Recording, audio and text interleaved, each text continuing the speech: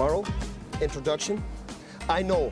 I told you Pride does everything first class. Okay, look at this. We got the bamboo trees. How amazing is that? And if the camera can come over here, we have the Japanese drums over here. And as you can see, we have bare feet. And you know why? Because we're walking on traditional Japanese mats, which they call, by the way, tatame. Okay, now take it away, my friend. Well, there's no doubt about it, man. It is the #1 mixed martial arts organization in the world, Pride Fighting Championships, and tonight it unveils its latest creation, Bushido. Hello, I am Mauro Ranallo, the first and least important of the new faces you'll be seeing during this evening of debuts. And Boss Rutan, well, he is El Guapo, the MMA legend, back again with his expert analysis. And Boss, Bushido means the way of the warrior. And could you expound, please, on what else it means in the Japanese culture? Yes, Mauro, I can, because you know why I can? I bought a book about Bushido and I memorized a quote. Now let's see if all that fighting didn't do anything to my brain. So I'm going to try and see if I can give you guys that quote at home. Okay, here we go. The main points in the curriculum of Bushido are fencing, use of spear, tactics, ethics, the whole thing. But get this, also jiu-jitsu. And in the study of jiu-jitsu, the warrior was not to maim or to kill his opponent. No, he wasn't. He was only there to take him out of commission or action for the time being. And that was the quote. Now, let's take a little walk downstairs. What I was blown away with is this. This show is called Bushido, Way of the Warrior. First hand-to-hand combat thing that they did was jiu-jitsu. And we have 5 Gracies on the card. That is a lot of jiu-jitsu. I think something special is going to happen tonight. The first family of Brazilian Jiu-Jitsu, the Gracies, will be represented by Renzo, Rodrigo, Daniel, Hyan, and Health. And in speaking with them, Boss, they have one thing on their mind. They want to avenge the loss by their leader, Royce, to Hidehiko Yoshida, the leader of Team Japan, back at Pride Shockwave. Oh, yes, exactly like you said. We saw him walking around here in the hotel for a couple of days, and revenge is on their mind. You know, Team Japan has an interesting member representing them, a compatriot of mine, a fellow Canadian by the name of Carlos the Ronin Newton, who is an adopted son here in the land of the rising sun. He'll be facing Renzo. That's a match that's been 10 years in the making, Boss. This is going to be a very exciting match. I mean, both are very well versed. Renzo has been training very hard on striking. I think this could be the match of the night. Speaking of matches on the night, you know, this is Pride Bushido, where we are going to showcase the next generation of Pride warriors, in addition to highlighting the always exciting lightning-quick lightweights. But this being the debut of Bushido, we're pulling out all the stops. And in the main event, we are featuring one of the most unstoppable forces in mixed martial arts today, a man by the name of Mirko Crocop, the Croatian sensation. He is taking on another fighter making his debut, and the first ever Hispanic fighter to appear on a PrideFC event here at Bushido, Dos Caras Jr. Now, they say there's such a thing as a baptism by fire. For Dos Caras Jr., I think it's a baptism by inferno, Boss. Yes, I think so too, but I know Dos Caras, and he's been working with Marco Ruas for the last 12 months. That's a year right there. And 10 months he's been training really hard. He's a very good Greco-Roman wrestler. If he clinches up with Mirko, he could take Mirko down.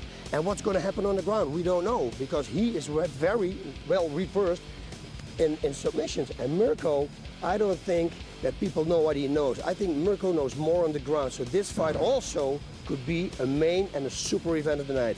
There is the sports axiom on any given day, and today, the debut of Pride Bushido, we promise from top to bottom, a dynamite night of fights, and we hope you enjoy it from the Saitama Super Arena in Japan.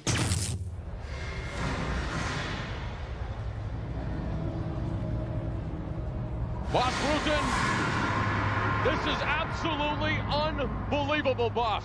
Yes, you watch, my friend, and see what's going to happen. I have heard about it.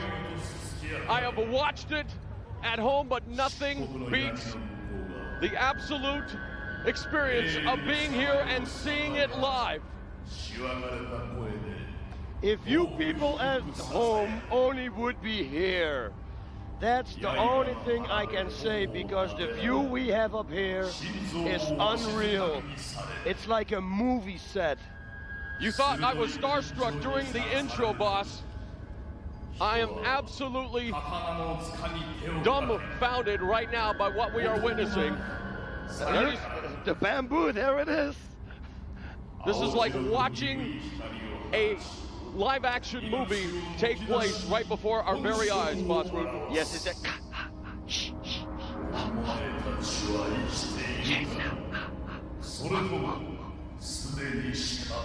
Almost looks like Jason versus Freddy. And look what's coming up now. The elevation of the Japanese drums. We see the Japanese characters, the bamboos, the smoke. This is just the beginning. We have a huge crowd on hand here at the Saitama Super Arena, sitting back, soaking it all up. If you're at home, you really can only begin. Oh my goodness, the pyro now going off. And you feel it. Here we go. Can you hear it? Yeah. The goosebumps are just beginning. The shivers going up and down the spine, Boss Root. This is incredible, man. I told you, for 4 days in a row, I told you, you watch. This is the debut of Bushido right there on his shirt. The way of the warrior, the samurai, the rich tradition of the Japanese culture. Since time immemorial, the beating of the drum, you have to hear my heartbeat right now.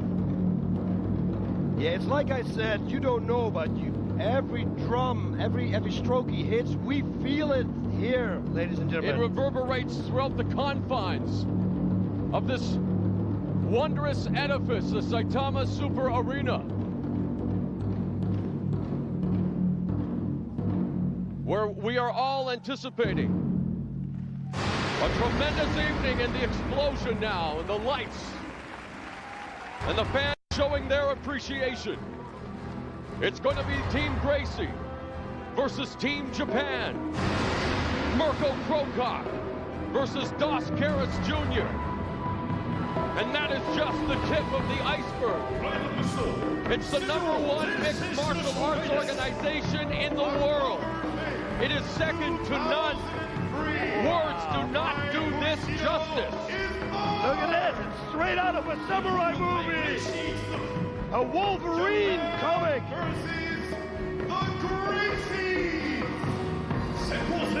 Renzo Gracie. There he is, the leader, the captain of the team.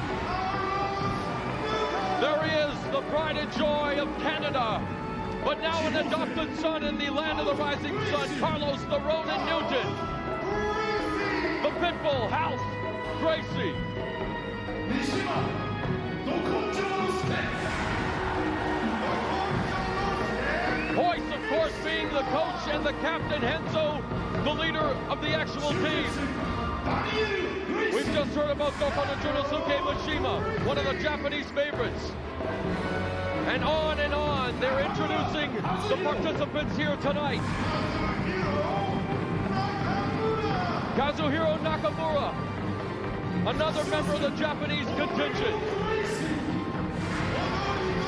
Rodrigo Gracie. It doesn't stop.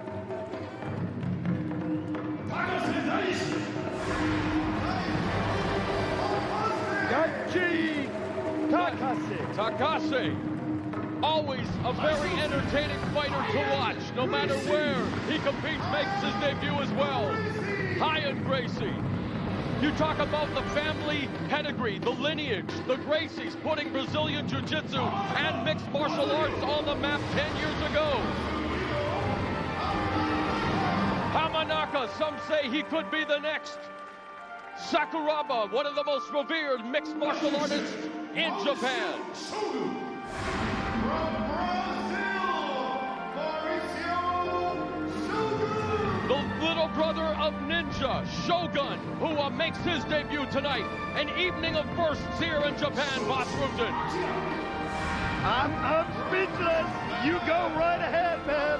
I'm looking at this and I'm enjoying every second. I've never experienced anything like this in my career. Already it's a highlight, and we've only just begun. Brazil, Asuerio Silva, the big boy on the shoot box team.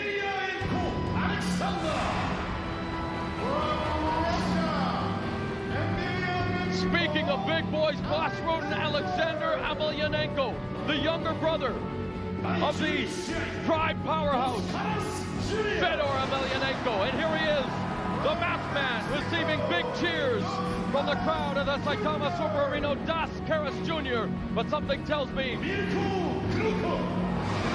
a huge response for one of the biggest and the most dominant forces in MMA today, the Croatian sensation, Mirko Crocop. There you see the Team Gracie members. There you see Team Japan.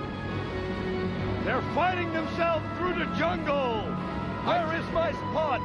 I challenge you at home to tell me where you're going to see anything like this in the world. Only in Pride Fighting Championships. Here is the debut of Bushido.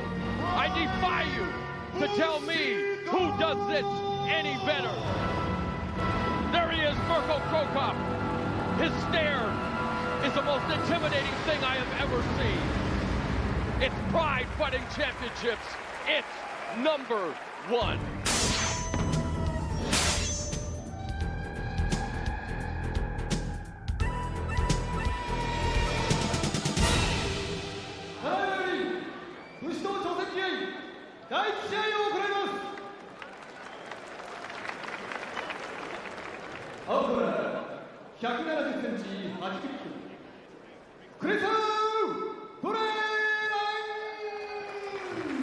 The West Side Strangler, Chris Brennan, coming into this bout, weighing in at 176 pounds.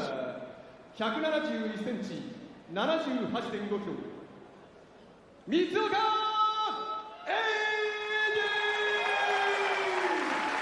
Eiji Mitsuoka weighed in at 173 pounds, so only a 3-pound weight difference in the opening bout of Pride Bushido.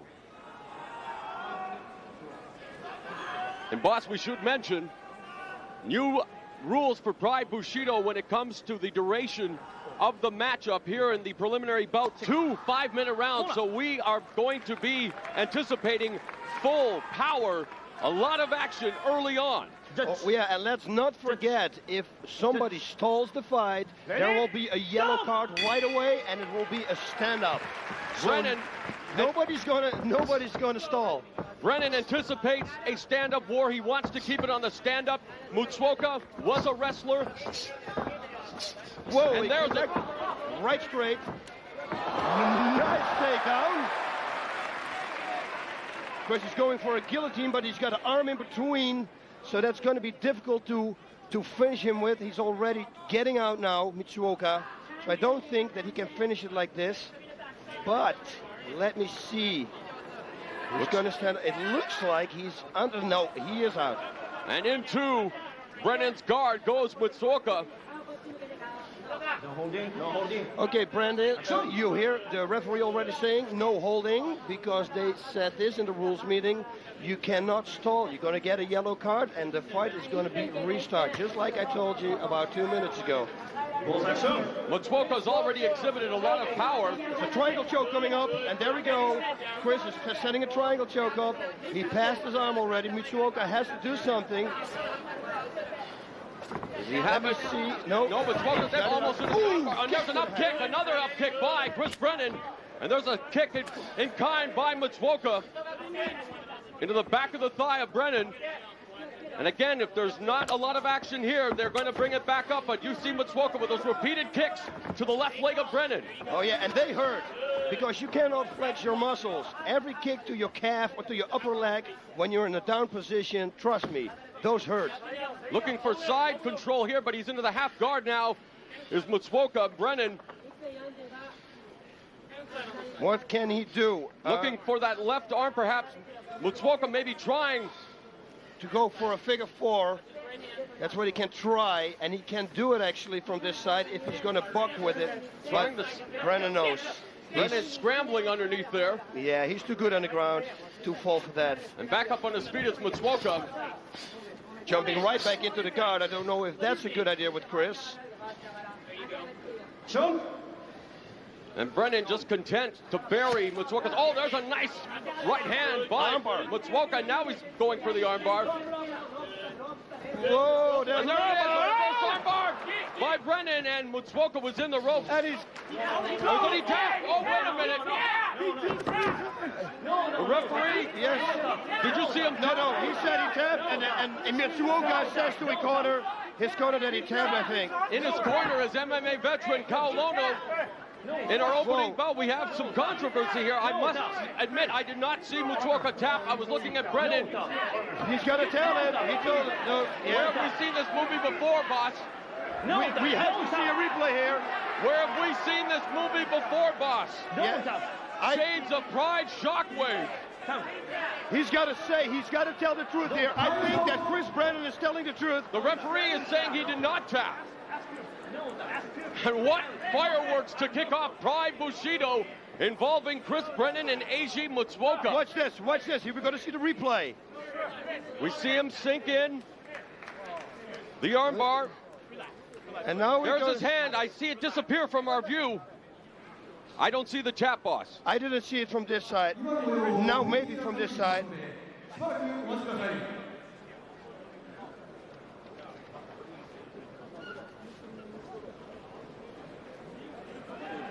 Yes, I mean, Chris stuck his hands up right away, so he felt a tap on his leg. We couldn't see it on the camera. I think Mitsuoka has got to be honest here now. If he is a true fighter, everything, and they're checking the replay right now. Yes, they are. And let's wait. It would be if they can see it in the replay, and Mitsuoka is not saying it now. That would not be right. So Eiji Mitsuoka remaining silent. We're getting a decision now. Senior official. And there is a meeting of the officials in the corner of the ring. And Eiji Mitsuoka remaining stoic. His expression has not changed. This is Yuji Nagata. He's the main referee of Pride. And I'm sorry, Shimada, Yuji Shimada. I made this mistake before. Yuji Nagata, of course, a pro wrestler. Very famous pro wrestler in Japan. Shimada now, there is a conference going on with the officials, and they are now calling over the judges to make a decision official. Chris Brennan sitting on tender hooks in his corner, and there you see Eiji Mitsuoka. He is discussing things with his corner, Kao Uno, and they are talking things over. You know, we talk about Bushido, the strict code, the way of the warrior, and we don't want to cast aspersions on Eiji Mitsuoka, but we would hope that he would be honest. Okay, this was one thing. He had an armbar. The referee didn't say break. Chris let him go. It was no break from the referee. He let him go, and he walked away with his arms up in the air. So why would he let him go if the referee didn't say it was a break? I agree, I concur.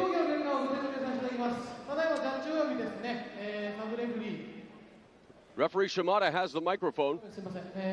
ただいまの競技の結果についてご説明させていただきます。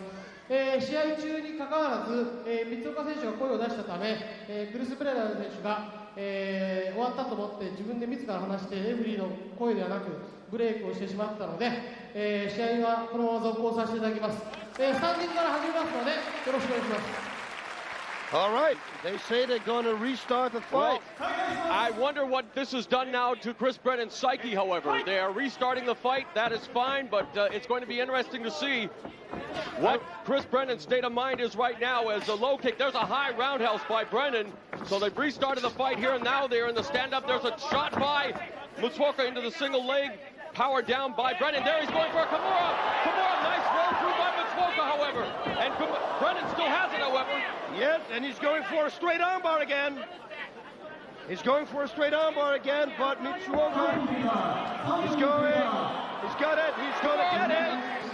And there you see him power hammer strikes now by Brennan to try to power that left arm. And here we go, watch this. A replay perhaps. Mitsuoka can roll out of this. If he breaks the guard, he can roll out. Chris Brennan should throw his left leg over now and cross his feet, because otherwise Mitsuoka can buck himself out right now. You should really watch out. Oh, nice another hammer strike there by Brennan. He's broke it. No, he didn't break it yet. He's trying to roll out here.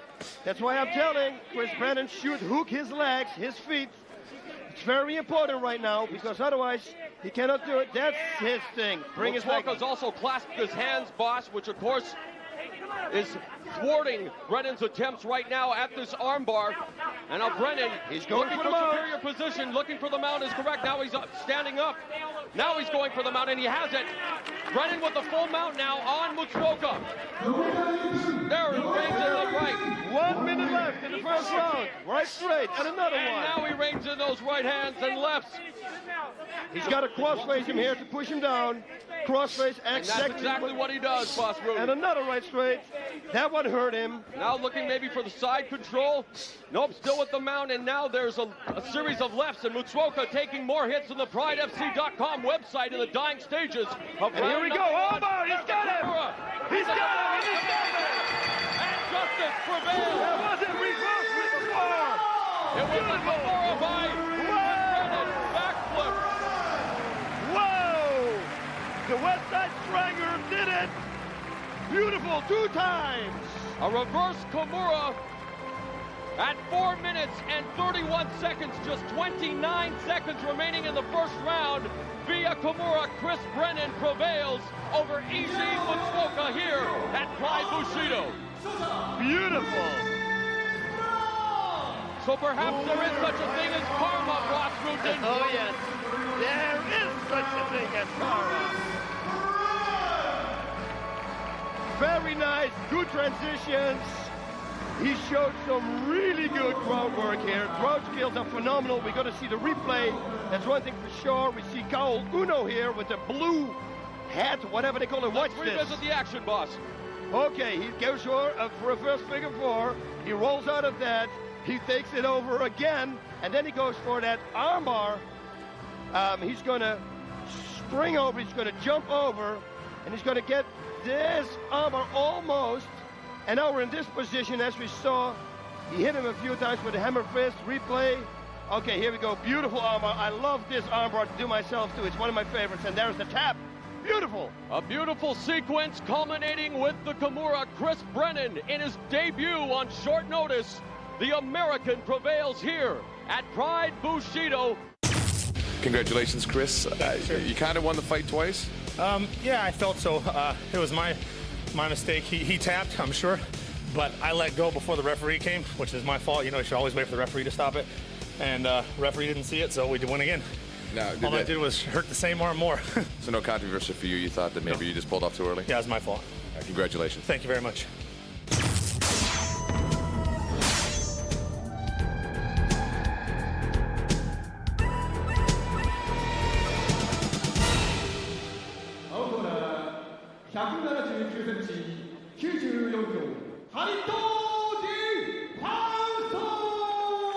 DeFaust comes in at a put-together 207 pounds. You saw the Japanese characters shaved into the back of his head. That means DeFaust, the fist.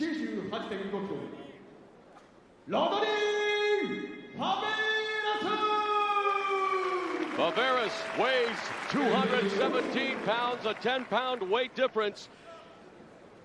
And boss, Faverus, the Golden Glory Hunter, having defeated 3 of DeFaust's teammates, those 3 being Valentine Overeem, Paul Cahoon, and Fatih Kokamis. But now, DeFaust says the streak ends here tonight at Bushido. So we're going to see some explosive firework. Watch this. And again, it's going to be 2 5-minute rounds, and this bout is underway. And right away, an overhand right, but it goes immediately to the clinch and knees by Faverus. Showing that Muay Thai background is Rodney Faverus as they jockey for positions along the ropes. These 2 behemoths going at it early on here at Pride Bushido. Double underhook. Okay, no, Rodney is fighting to get that underhook again. Okay, we got both single underhooks. And Faverus busy with the knees early and really showing his power here along the ropes, boss. A high knee right there. It looks like Rodney wants to take it to the ground. I don't know if he can do that. We will see in about, I guess, 20 seconds.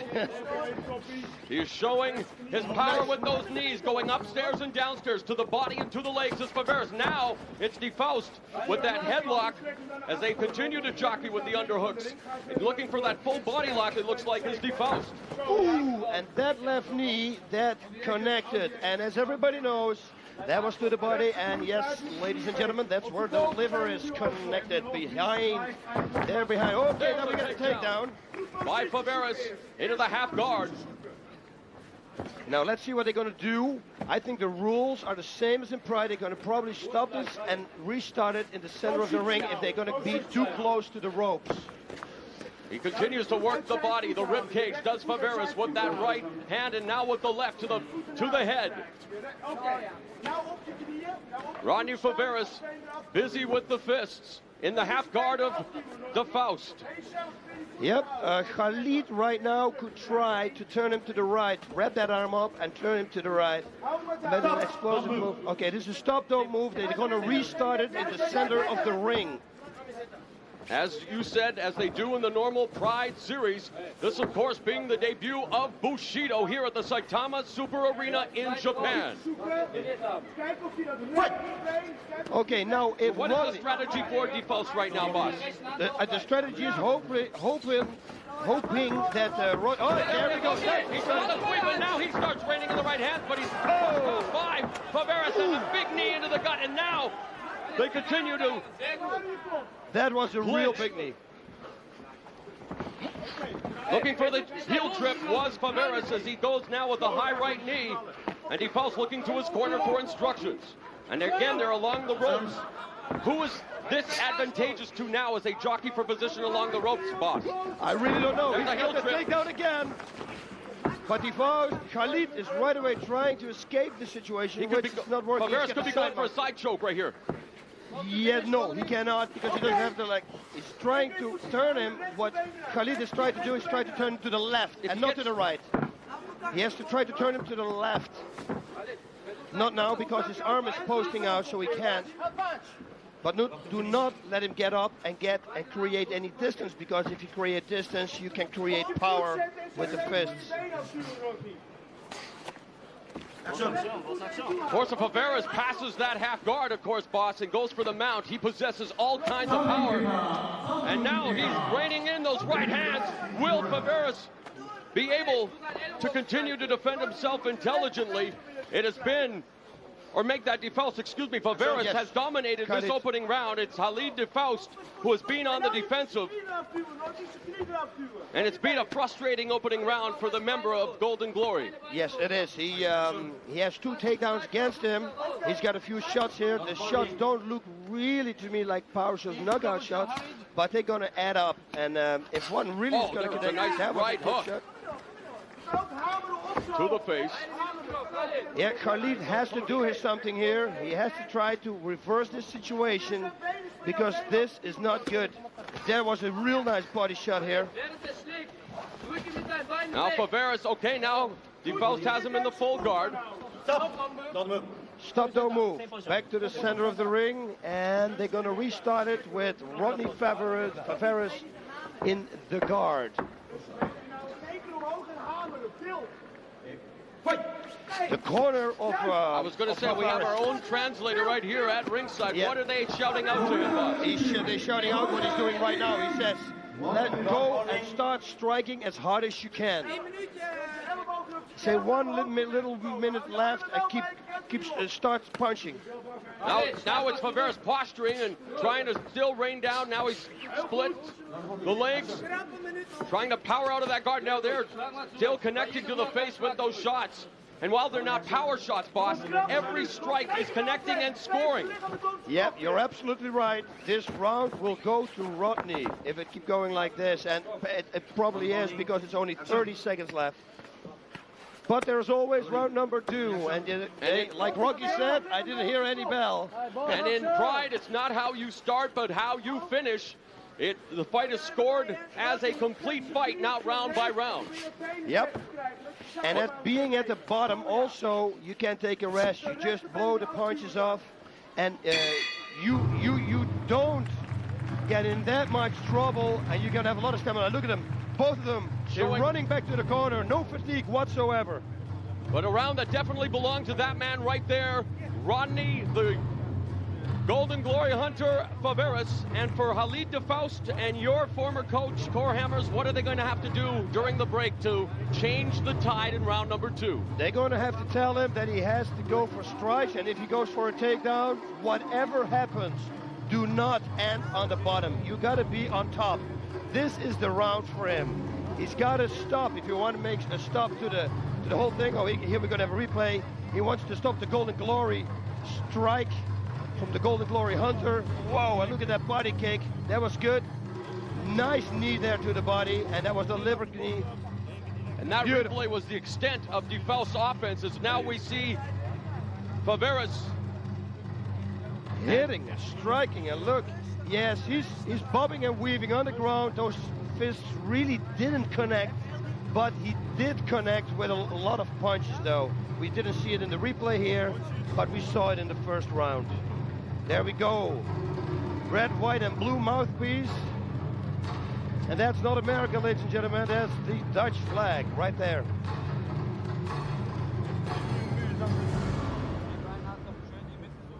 He cannot go to the ground. Second round. Seconds out, please. Seconds out.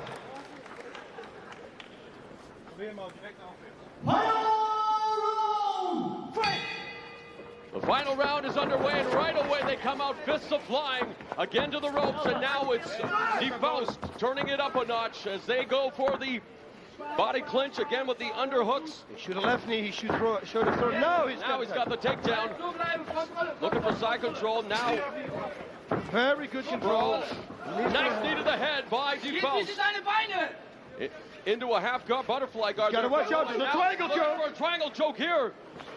He's got to get out. He's got to get out. He's got side mount perfect. It already appears to me, even through round 1, that dropping those hammer fists now is de Faust. It doesn't appear that these two are too comfortable with their submission spots. No, but actually they are. I think, yeah, de Faust is more comfortable because he trades nice knee to the head, but he doesn't go for it. He doesn't. He wants to go for it. He wants to knock out. He wants to knock him out. He wants to end this fight with a knockout, another submission. And that, I guess, goes back to the bad blood, so to speak, that's been brewing. Although, he's got the double underhooks. I'm sorry, keep going. He can throw him right now. They got the full body lock, and that we could see a belly-to-belly suplex, but the break is called by the referee. There's a nice low kick there by Faverus. Misses with the overhand right back to the clinch, and a knee straight up the gut by Faverus. Yes, Chalid should throw more knees. He's going to go single leg, and he's got it. He better keep it now. Get to the side mount. Rodney's got the guillotine on, but it's nothing. He should knee him to the head now. Khalid should knee him to the head. We need a different camera angle. He's got to keep him on the ground. Faverus still has that arm, that left arm now. He could be going for the guillotine here, but the arm is... No, he's popping out, and now he's going to strike. You watch. There he is. De Faust, the fist, going to work on Rodney Faverus. Turnabout is fair play as we see a reversal of fortunes. Good control, knee to the head. That's what they shout from the corner. But Rodney here is grabbing. He's going for a single leg. He should sprawl out. Chalid should sprawl out. He's doing exactly what he has to do. He should push his head, Rodney's head, underneath his own belly. That would be better. Showing some good power there as he turns Faverus around. Yeah. As he bases out here now, looking for side. He should cross face him here now to break this. He should not do this. He should go for a cross face. They're in the ropes, almost out of the ring. This is a break. Chalid de Faust, and it looks like maybe busted up in the mouth is Chalid de Faust. Here we go. Nope. There's a nice high kick by de Faust, and now they mix it up. Hands up. There's a jumping kick by Faverus. Has de Faust. There's a takedown. Now into the guard again. The corner of Rodney is shouting, be aggressive, get those points now. It's been a much closer round number 2 between DeFaust and Faverus. There you see Paul Cahoon. It's Stefan Leko. Stefan Leko, excuse me. Yep. He's got the body shots, he's counting, he keeps moving because he doesn't want the referee to stand the fight out. But yes, break, it's a good break. Because there was not a lot of power in the shots. And this, I think, is a cool break. And this is what, oh, he's got a yellow card. He's giving Khalid a yellow card. Again, the nature of the Bushido rules, they are not going to stand for much passivity or stalling. They want action due to the fact that it's only 2 5-minute rounds. Khalid's got to do something now. He's got the yellow card. He really's got to go for it now. He's got to do everything in his power right now to finish this fight. Hammer He's fist. got the mouth. Oh, he's in the... Left shots to the head. Right shots to the head. He's keeping going. He keeps going. He should keep going. Is it a case of too little, too late, boss? With the yellow card, with the way Faverus dominated round number 1. I don't know, because it's what they said. Exactly. And he's got Now he can go for a rear naked choke. 1 minute. He's around it, but he doesn't have it underneath his jaw. It looks like he's going to have it, but he should try to change position now. He should Now go he's with his powering left out, hand. and there's the power again of Rodney Faverus. He should drive it under now. Now he go for the choke. No, yes. Got the hooks in as well, does DeFaust. Yes, Khalid should go for it. If I would be Khalid, I would turn him over on his belly and start pounding again. He's got only a few seconds left. He's got to do that. 30 seconds. Final half minute of this battle between That is what he should do. And He's start got the hitting. back again. And he has to start hitting now. Hitting as hard as he can. And he's reining in those lefts and rights now. And again, he's got him on his back. Those hammer fists, rights and lefts into the ropes. Full mount by DeFaust. Seconds are ticking away. Will this be enough? Yes, and he finished the fight harder than he started. So even with the yellow card, this is a thing that's going to the judges. And we don't know now, being with the scorecard, who, like you said before, it goes throughout the whole fight. He was finishing the strongest, so I'm really serious. Look at this. Total control at the end. At the last 2 minutes, totally for DeFaust. A thrilling encounter of the striking kind here at Pride Bushido. Round 1 belonged to Rodney Faverus. Round number 2 was a mixed effort, but it definitely ended on a strong note by Chalid DeFaust, almost ending it via submission with a rear naked choke. We're going to the judges' scorecards, and we await the official decision here at the Saitama Super Arena.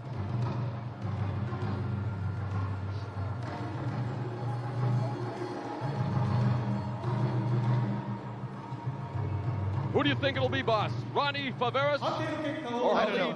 Chalid? It's going to be a split decision or it's going to be a House. draw.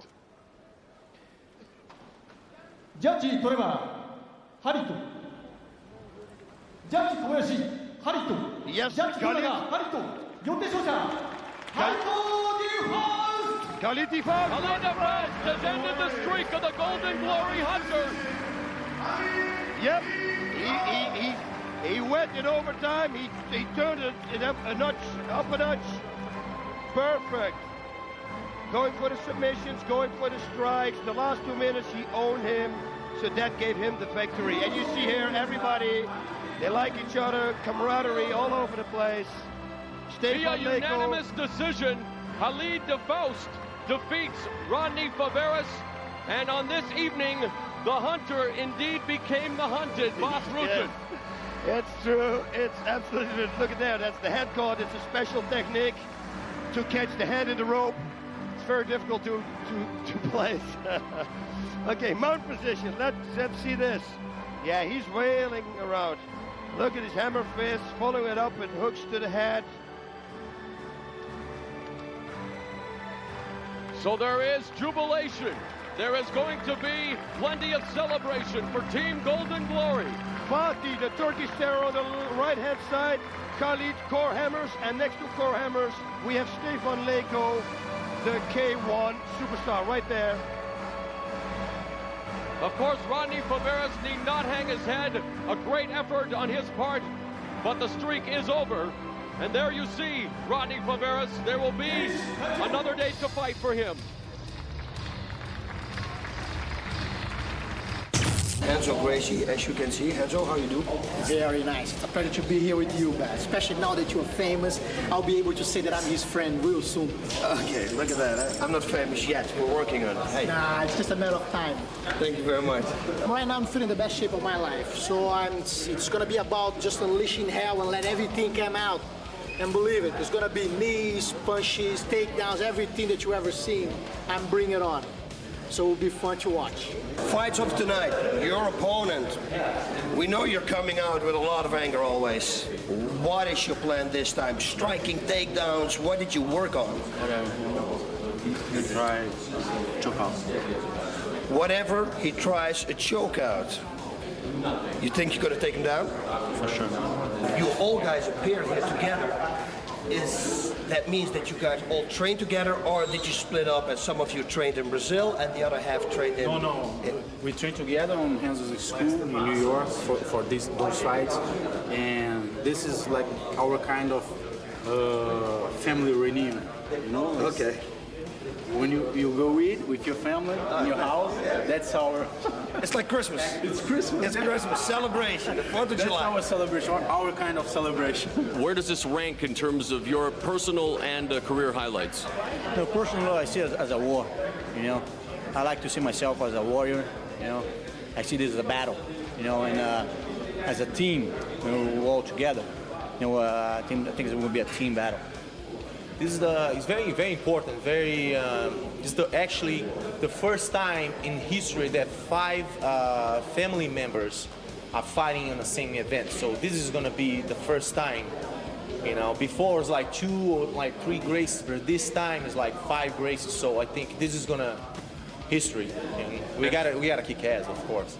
We are the Gracies. I hope you're ready, because here we come.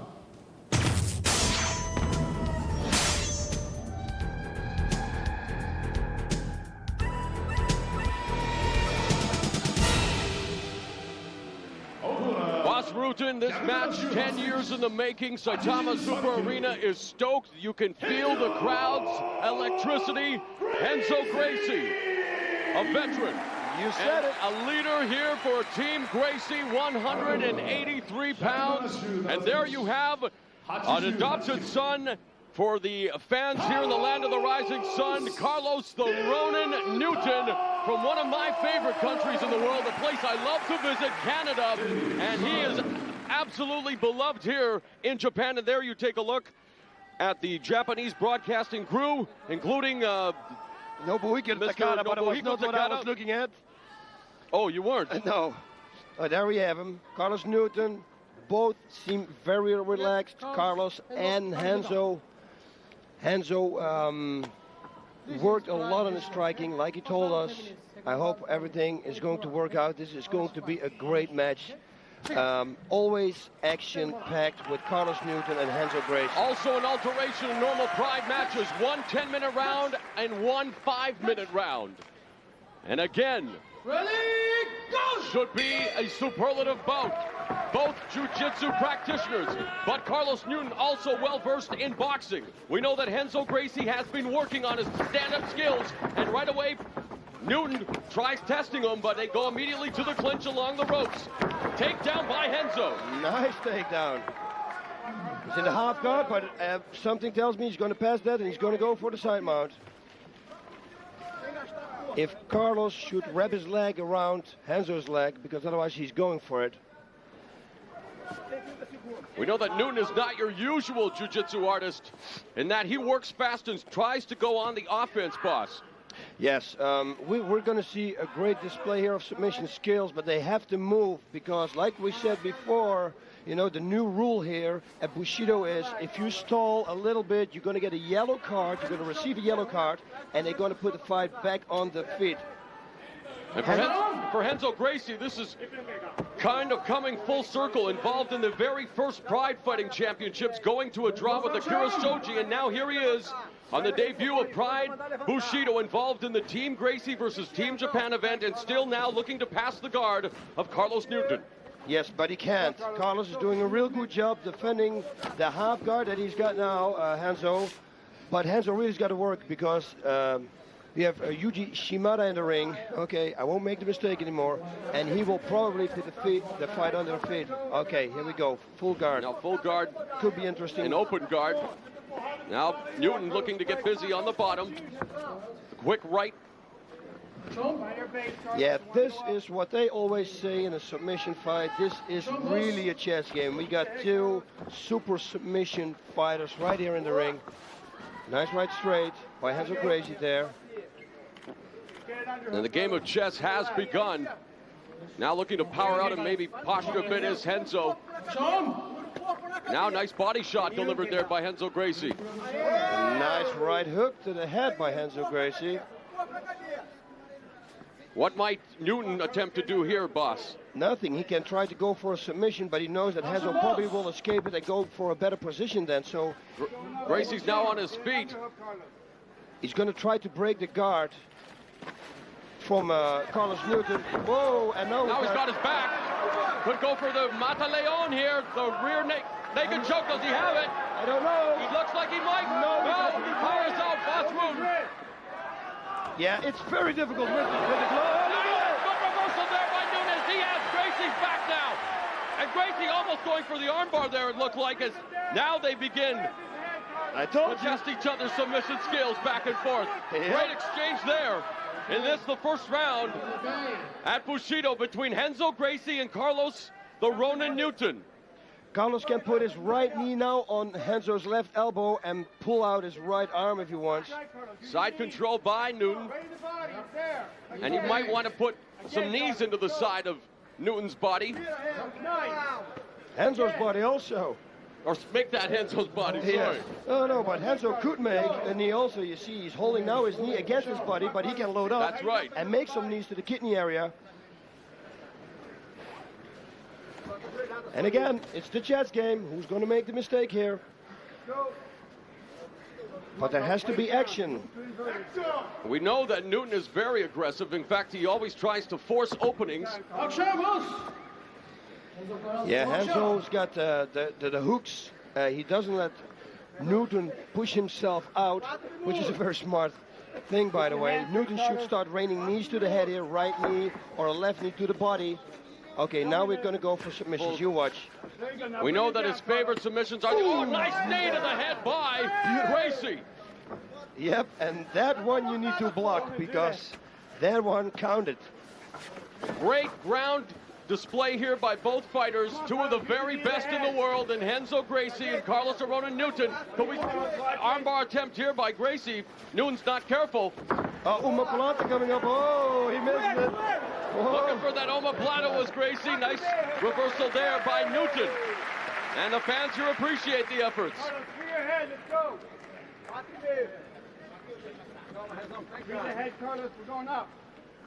Yeah, but they know this, both of them, they know this is the first round. You want to finish strong. You're probably also going to wait for the 5-minute mark. And then the last 5 minutes, they're going to turn it up a notch because they have only one 5-minute round after this one 10-minute round. Ronin Newton reining in some left hands to the body, trying to loosen it up a bit. And look at this, he's going for a leg lock. Leg lock there by Gracie. He tries to toe hold, but it's not going to work. The way for Newton to get out of a toe hold is just to simply stretch his legs. So if he extends his leg... He can get out. But it looks like Renzo is looking for a toe hold. But it's easy to defend because he's got nothing wrapped. So officially, you cannot be caught. You see, now... Now he looked like going for an ankle lock there if he could turn it, but... No, there's nothing he can do right now. He can try this toe hold. Newton simply has to stretch his leg right now. And Newton continues to raid in those body shots from his position. Renzo should pull his left shoulder back. His left shoulder back to finish up this toe hold that he has right now. There's a look at Royce Gracie, the captain of Team Brazil, in the corner. It almost looks like he has it because Carlos Newton has his leg bent and a toe hold with a bent leg. You see, now he stretches his leg. That's the escape. You see? Yep. And now he's bending the leg again, which is a difficult thing to do. And the Japanese captain, Hidehiko Yoshida. And you know the history between Yoshida and Gracie.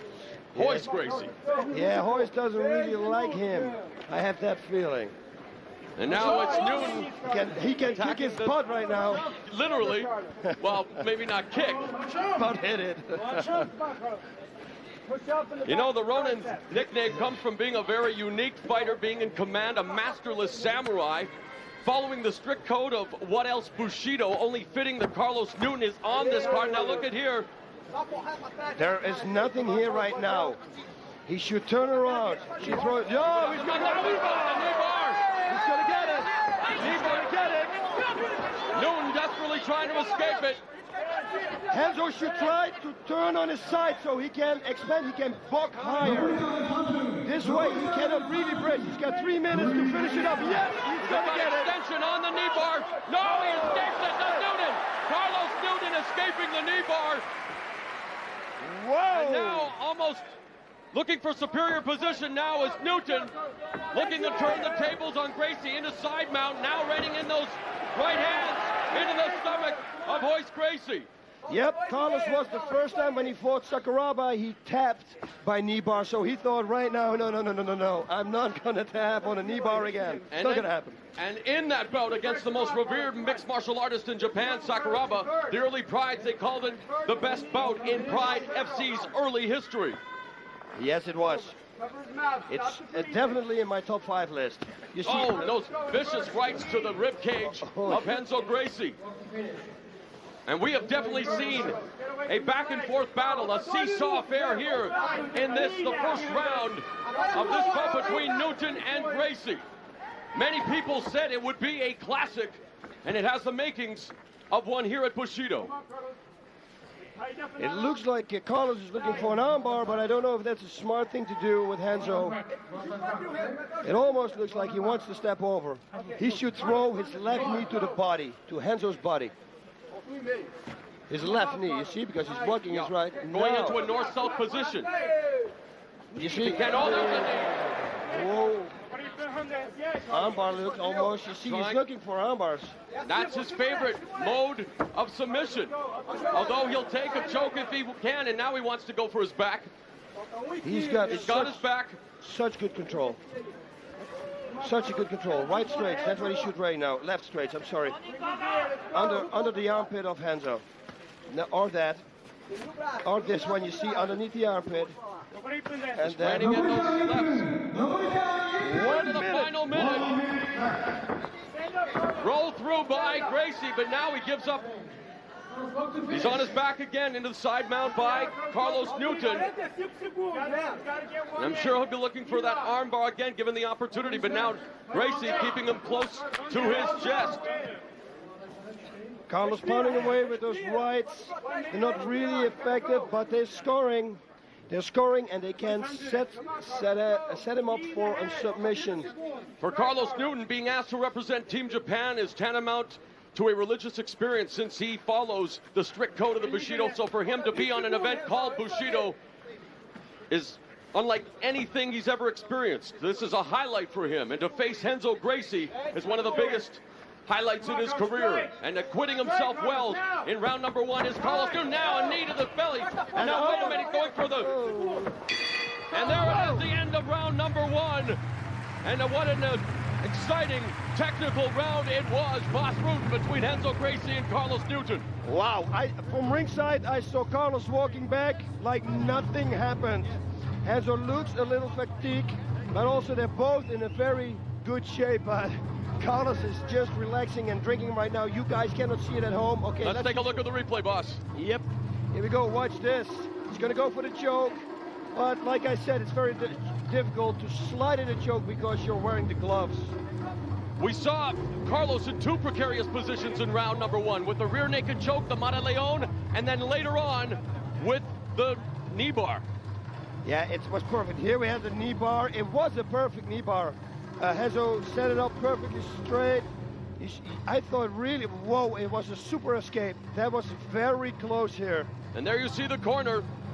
Royce Gracie and other members of Team Renzo Gracie. And you know, you talk about maybe fatigue. There we see Carlos Newton's corner. We have to give Renzo Gracie the benefit of the doubt. He is 36 years old. Newton is 27. Yeah, looking at Renzo's corner, it looks like Renzo is more tired than Carlos Newton, and it's like you said, age does make a difference. Whoa. Seconds out, please. Seconds out, second round. They say it so close that you don't know what they say. Second round, second round. There you see Carlos Newton, Renzo Gracie ready to do battle once again here, round number 2. All right, only 5-minute round. This is it, the final round. Again, special Bushido rules. Only 2 rounds instead of the traditional 3. Low kick by Gracie. Full body lock now by Newton. Big slam, takedown by the Ronin. And you can see he's happy. Yoshida is happy. And he's very happy. Knees to the body. And that's got to drive the air right out of the lungs of Renzo Gracie. Oh, yes, it does. And especially, again, ladies and gentlemen, it's the side of the liver. You do not want to get hit there. You know, your proclivity for the liver reminds me a lot of Hannibal Lecter, my friend. Yes, oh, thank you very much. You know what? Would you like some fava beans to go along with that? Listen, every time I say liver shot, some people at home, they have to take a shot. So that's, here we go, folks. Liver shot, liver shot, liver shot. We have a restart in the center of the ring.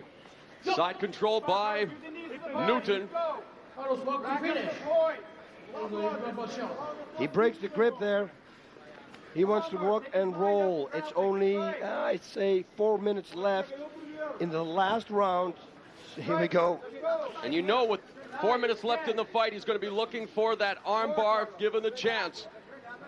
What does Renzo Gracie now, knowing there's only 4 minutes left working from the bottom, being a Gracie, what is he going to have to do? Now in the north-south position is Newton. He's going to rain, yes, knees into the head. Oh, good job by Gracie to get back on his knees now.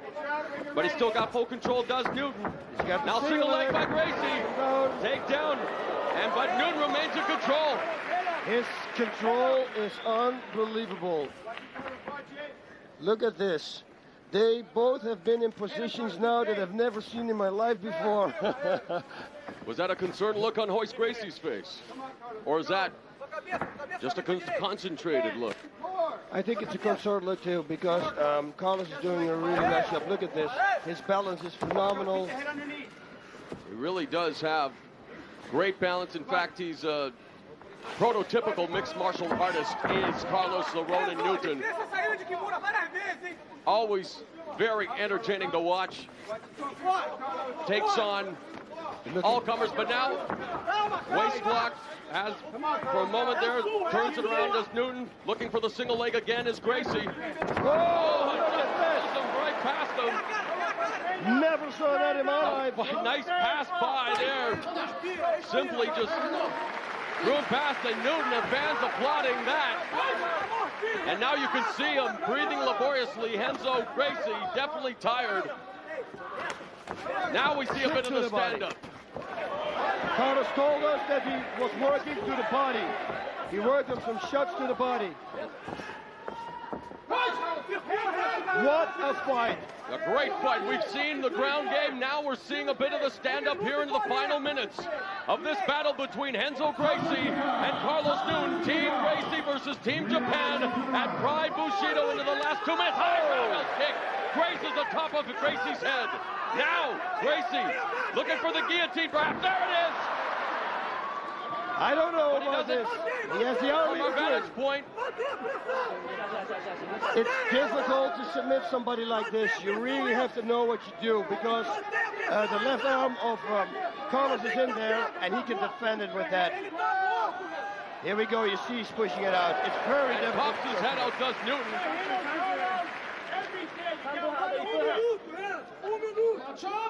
I think fatigue is really becoming a factor for Renzo Gracie, boss. I think so too. Carlos should now rain his right knee to the body of Renzo here on the ground. That's what he should do. Doing a good job of staying active with his fists, working upstairs to the head, body shots, continues to pepper Gracie from his vantage point. Into the final minute now, here at Pride Bushido, of what has been a very memorable battle between Carlos the Ronin Newton and Renzo Gracie. Again, a fight that has been a decade in the making comes to fruition here at the debut of Bushido, involving Team Gracie and Team Japan. Will they let it all hang out during the finish? Are they going to pull out all the stops? Or is Ronin Newton confident enough that he's done enough to prevail?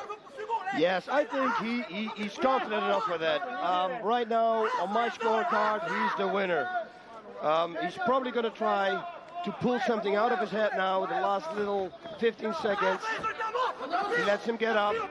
Maybe a flying knee or something. He's going to do something. Well, there's Renzo Gracie.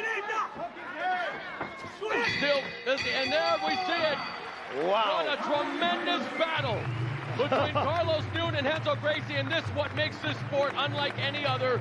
The two fighters collapsing at the center of the ring, sharing some words together, extending their hands. What a display, what a picture right there between two tremendous fighters, Renzo Gracie, Carlos Newton. Man, what a battle. And Renzo Gracie at the age of 36. Whoa, kick to the body. A game effort tonight. Yes, this was a good fight. It's been definitely won by Carlos Newton because he finished the strongest, he started the strongest. But all my respect to Renzo, because he was fighting, he was reversing, he was going for that knee bar. He almost got him in the knee bar, but let's wait for the decision right now. 判定の結果をお伝えします。ジャッジ小林、カーロス。ジャッジトレバー、ヘンゾ。ジャッジ三宅、カーロス。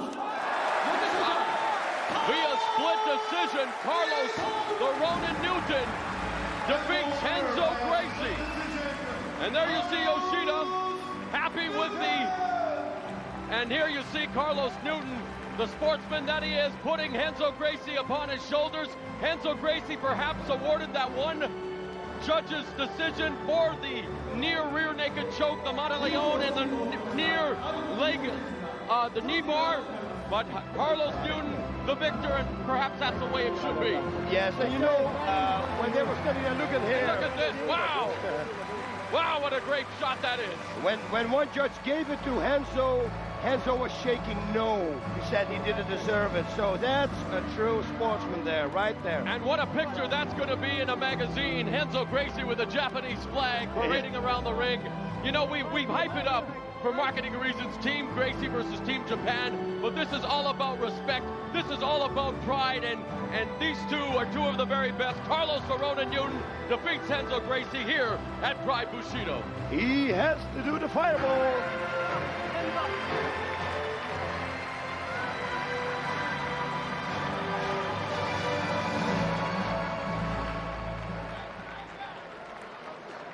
Okay. He's going to say something in Japanese, and he speaks fluent. He's going to address the crowd. 皆さん、応援してくれてありがとうございます。Happy Yoshida right there. 日本チームの一人として戦えてことがとても嬉しいですよ。本当だよ、本当。そう。これからも日本チームで頑張りますよ。皆さん応援してくださいね。どうもありがとう。またね。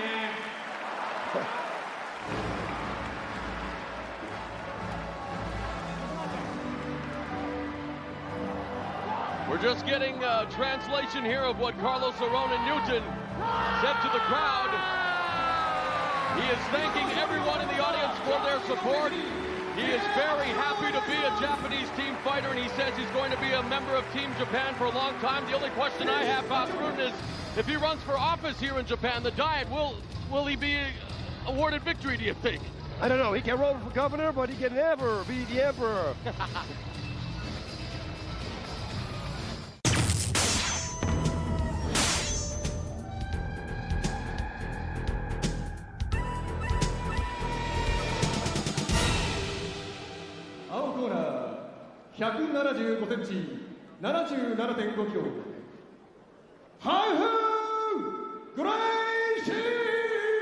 Alf Gracie weighs in at 171 pounds. 赤コーナー170キロ、170センチ、75.5 キロ。Mishima Dokonjonosuke! Wow. Dokonjonosuke Mishima weighs 166 pounds, so a 4-pound advantage for Gracie. His body, no blowing. Look at how Gracie's expression. You okay? Okay? Whoa. Okay. Second. And look at him. Mishima He's so and relaxed. Gracie, contrast in facial expressions. Hair color too. Mishima has on the back of his pants, stay cool. We'll see how cool he remains as we begin round one. Again, 1 10-minute round, 1 5-minute round. Gracie with a kick to start things off. Full body lock now by Mishima. Takedown by Mishima. Oh, going down for a leg lock. Going for a leg lock early. He's going for a knee bar. Mishima's perfectly defending it. There's nothing there. No leg lock whatsoever. He can start raining bombs now. Mishima's background is judo. Look at this reversal. Very nice. But I have the feeling that he's going to reverse it again. There we go, leg lock from him. By Mishima. Oh, and a beautiful takedown. Into the guard of Gracie. Half guard. So lots of action to kick off round one here between Mishima and Gracie. You see Mishima hitting with his shoulder. Watch. He's bringing his left shoulder, the right shoulder, and he's hitting. That's it. Gracie's been away from the game for 7 years. Mishima's last bout was in September on a smaller show here in Japan. You can pretty much say smaller show all over around the world because this is the big league, ladies and gentlemen. The Major League. Nothing beats Pride Fighting Championships, and tonight you are watching the debut of Bushido, the way of the warrior. We're seeing two warriors do battle here. Who is almost escaping here, the half guard. He's trying to pull his foot out. Some good strikes there. Hammer fist now delivered by Mishima. There's a knee to the head. Yeah, it missed, it was blocked. He's trying to get out of this half guard because I think once he's going to get the side mount, he's going to start raining knees and punches all over the place. Even though Half has been training, I'm sure, diligently, but he has not been in active competition for 7 years. Do you feel that the onus is on him, boss, to end this bout quicker than Mishima because Mishima has been in active competition longer? Yes, it's ring rust, and everybody will have that. They can say they don't, and he can say that he has no pressure, but it's always good to stay in the sport, stay in the game, and practice all the time. Practicing is not enough. I mean, go and do a real fight. It's one thing practicing in the dojo than fighting for real. There's a shoulder strike again by Mishima, now reining in those rights. Not really a lot of power, but they are scoring blows nevertheless. Still in the half guard. I don't know if this was the position that they end up in. He's trying now again to escape the half guard there. I think the referee here should get a stand up because Health is just holding on. He's not going for anything.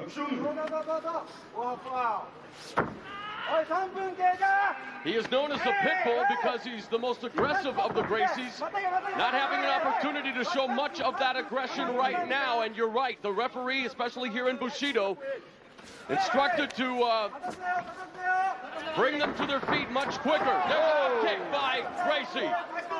Now showing some of the leg power there, back into the full guard. Mishima doing a good job of slipping through. Look at and this. nice power display by Mishima, picking him up, slamming him down. He's going to do it again. It looks like he's going to do it again. Hammer fist there, shots to the head. He's non-stop hitting Health Gracie everywhere. Gracie comes back with a shot of his own. Now splitting the guard there was Mishima trying to get the mount. Now back on his feet. Oh, and an up kick to the face by Gracie. Now we see Gracie showing some power with the legs. What does he have to do now to get the sweep here? Bust. I mean, he's not exploding the hips. No, it's very difficult right now. We've seen he can try now to turn him to the right, open the guard, put his right leg on the front, on the floor, and then turn him to the right. Not anymore because now Mishima doesn't have his arm wrapped around him, around his neck anymore. He's going to go for a guillotine. Captain Yoshida looking on intently. Sorry, boss. No, you're right. That was him, and I was looking at the fight here. I can see it also without the screen, which you people don't see at home. He's going for a guillotine, but he doesn't have. Look at this beautiful escape. Oh, beautiful escape by Health. Whoa! And now the reversal, but look at Mishima escape. Well done. And the crowd, moments before that, were starting to chant Mishima. Mishima here on his debut. He's already got the crowd behind him in the Pride Fighting Championships. Bushido. My goodness. Health Gracie with still that incredible stare of his. Yep, and he looks in a good shape. They're both in fantastic shape halfway through round number one. Gracie. Oh, nice. Attempted a kick there, trying to ghost him. Now, oh, and he's almost met with that straight right was Mishima. They both are attempting to ghost each other here. It's good that he's wearing the pants because now I know who's Health and who's Mishima. They're just testing now. They're both very tentative right now. Cautiously trying to read each other. What's next? A kick attempt there by Gracie. And again, I'm sure the referee's going to ask them to engage. There, Mishima comes on. Oh, he was hit. Referee asking them to fight. Things have slowed down here in the second half of round number one. We're into the final 4 minutes. Team Gracie versus Team Japan. The respective captains, Hoist Gracie and Hidehiko Yoshida. The well-documented history between those two fighters. Will they get into the Pride ring again? Time will tell. But right now we're seeing Mishima and Gracie in a bit of a stalemate, a standstill. Yes, I think they're going to, one of them or both of them are going to get a warning because the referee's saying, oh! If that connects, that could be trouble right there. Now Mishima comes back with a left. But it landed on Health's right hand. That's right. Not a scoring blow. Plenty of distance between the two, and I'm sure the referee... Oh, there's a kick by Gracie.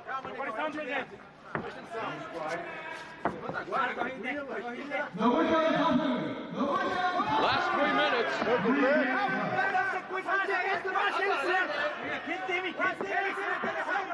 It looks like Half has the better of it with the striking. A knee, a running knee. Nice takedown by Mishima into the side mount. And you better believe believe that he's going to keep the side mount. He will not let Health get back into the guard. Look how high his left knee is up to his body, up against Health's body. He do not want to get him in a half guard or in a full guard. To be in a half guard or a full guard. He waited for his opportunity, was patient. When the opportunity came, he exploded with a takedown into the side mount. Now look at the knees. And I was telling you yesterday about this. Knee the upper leg. I'm telling you, it hurts so much. Into the hamstring area, Mishima doing damage to Health Gracie. And now they'll go back to the center of the ring for the restart. Yep, and he should continue doing that. Left knees to the leg. Oh, and here's a knee Yeah. in return from Gracie. We saw from that the bottom. Yeah, we saw it also in Renzo's fight. Nice knees to the body. Right knees by Mishima. The barrage of knees by Mishima.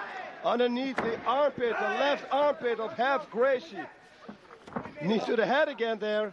That means do not put your left hand up because I'm going to knee you in the head.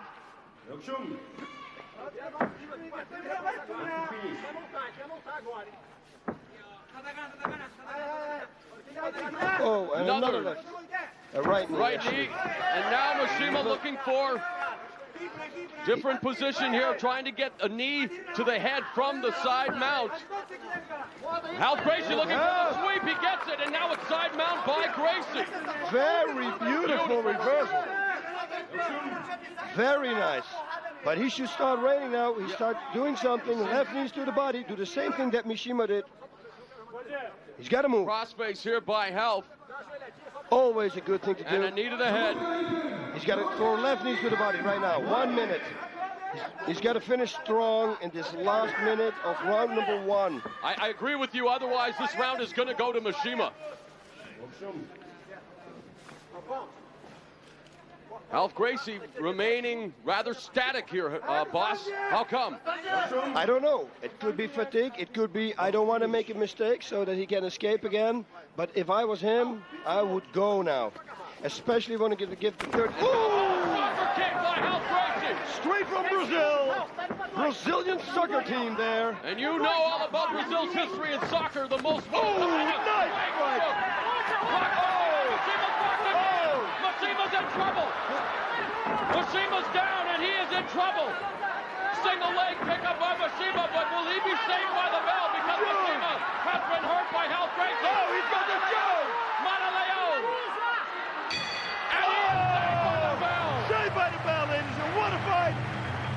We talked about Health Gracie needing to pull out something in the final minute to perhaps pull out the round, and he almost ended the fight with a devastating show of power. Wow, he surely finished this round, and he surely won the end. He won this round with this display. It was unbelievable.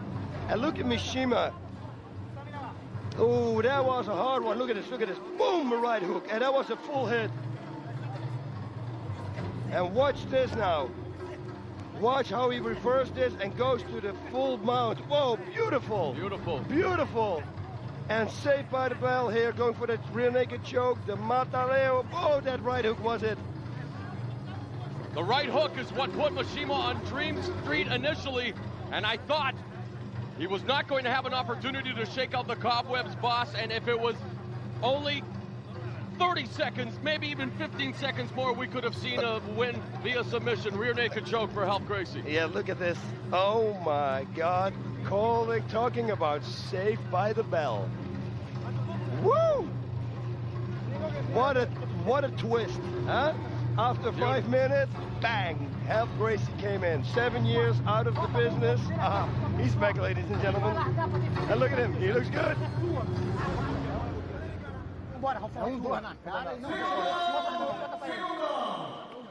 Seconds out, please. Seconds out. How many seconds do you think? 2 seconds, 3 seconds, 20 seconds to be out? I'm just kidding. Okay, look at Mishima. And Health still has the same expression on his face. The final round, 5 minutes in duration. Bushido has been a thrill ride thus far here at the Saitama Super Arena, and it's just getting better and better. Health Gracie Dokonjonosuke Mishima. Mishima seems to have recharged his batteries during the respite. But a lot more tentative, perhaps, after what happened in the last minute of round number 1. Yeah, you know, and they really have to watch out now what's going to happen. Because, Left hand through the guard, rocks Mishima once again. And yes, they have been working on their striking. Well, and we know going in that Health the Pitbull Gracie was always a pretty decent striker of all the Gracies. Yes, and well, he displays it here. He showcases it here in the perfect way. Well, Mishima is making, he should set up a takedown. It looks like he just wants to run in a takedown, which is not a very wise thing to do. Set it up with some strikes. Oh, and that kick was not good either. The kick was a little sloppy, but he does manage to get the takedown into a half guard here, it looks like. Yep, you're absolutely right, Mr. Ronello. And now Mishima perhaps content to even stay here for a few seconds and rethink his strategy, because I was going to say while they were in the stand-up, boss, I don't think it would behoove him to engage in any kind of striking exchange. Look at from this a stand-up bleeding. position. Yes, Somebody's bleeding. Oh, it's Mishima. It is Mishima. He should really go for it now. They're going to check him up. They're going to check him out, see what's up. I think it's just his nose. It's not a cut, I think. No, it's not a cut. So it's not in any dangerous area of his face. No, it's just his nose. And a timeout has been called by the referee just to give him a chance to wipe his nose.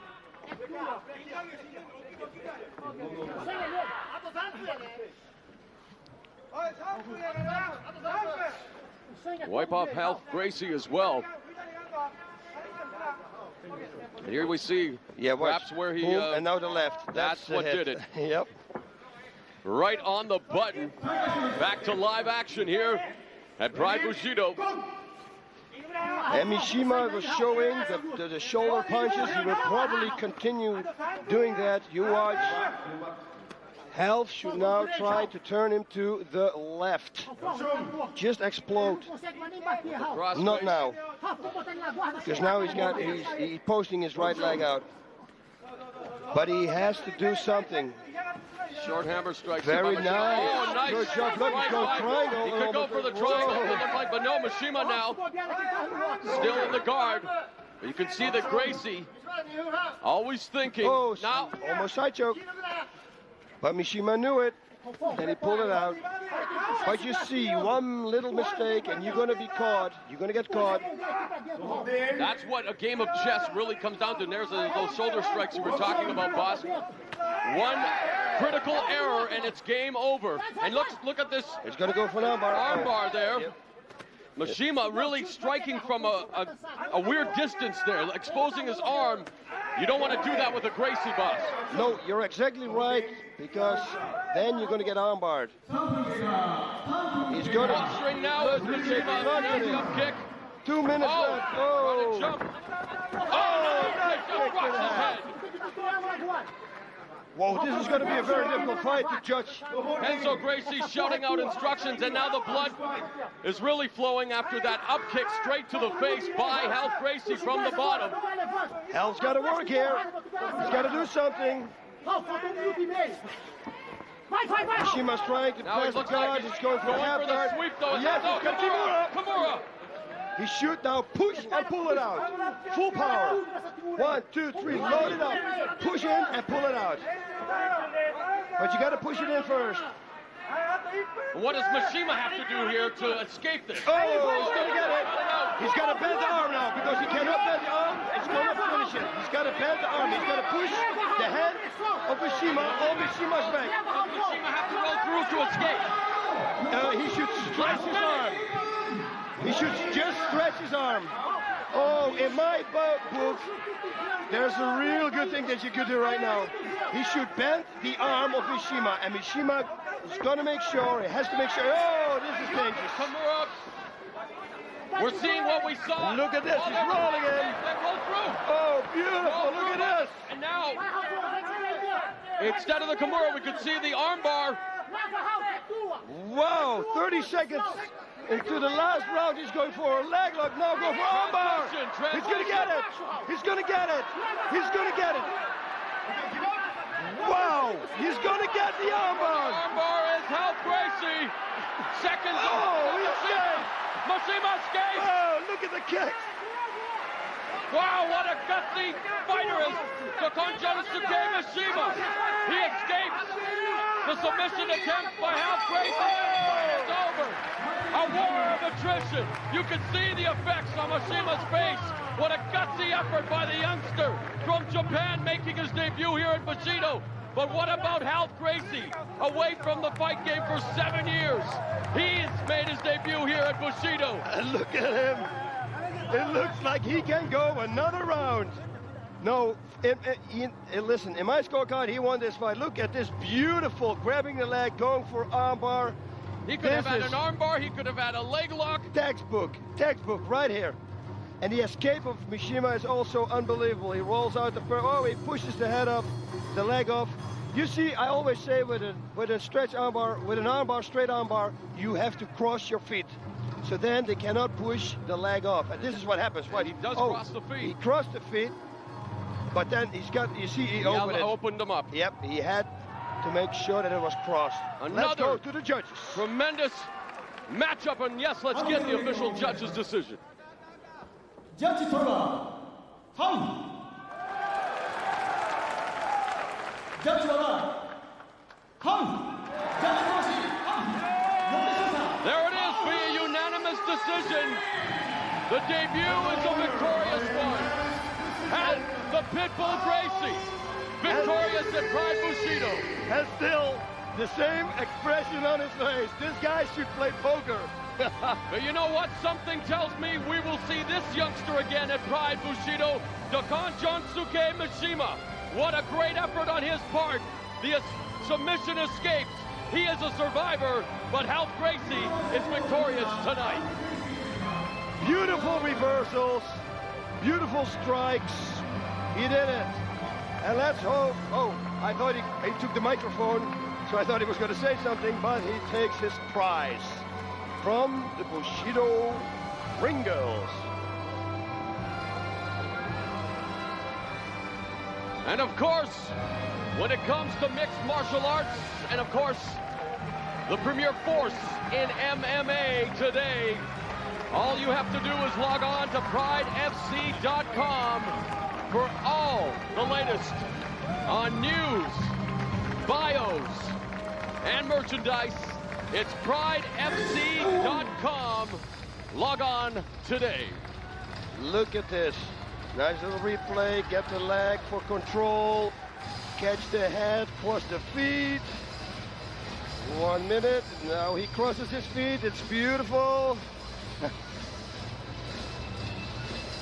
Unbelievable escape there. Wow. Yeah, strong.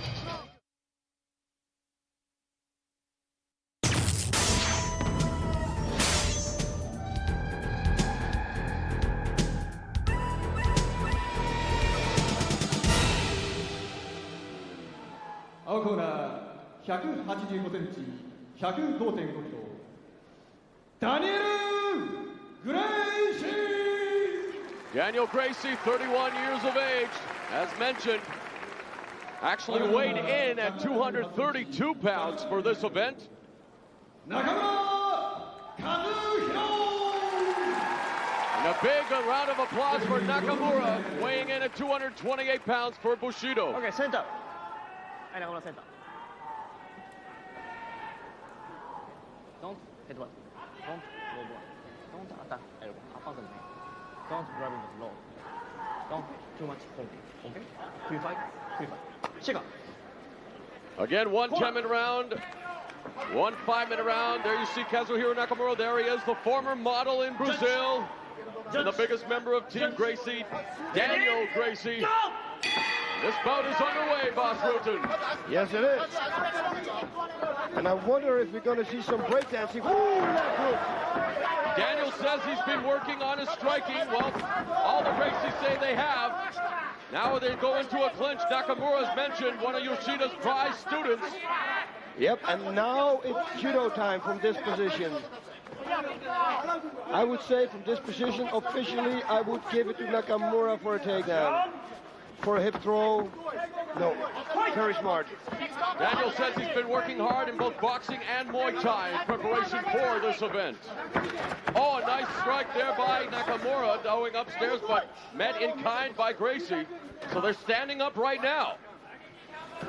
Both doing a good job. Nice right low kick there. Oh, he's got a good right hand, Nakamura. If that's going to be on the button, it's going to be end of fight. End of the game. Measuring each other up now. Nakamura gauging the distance with that inside left kick, low kick.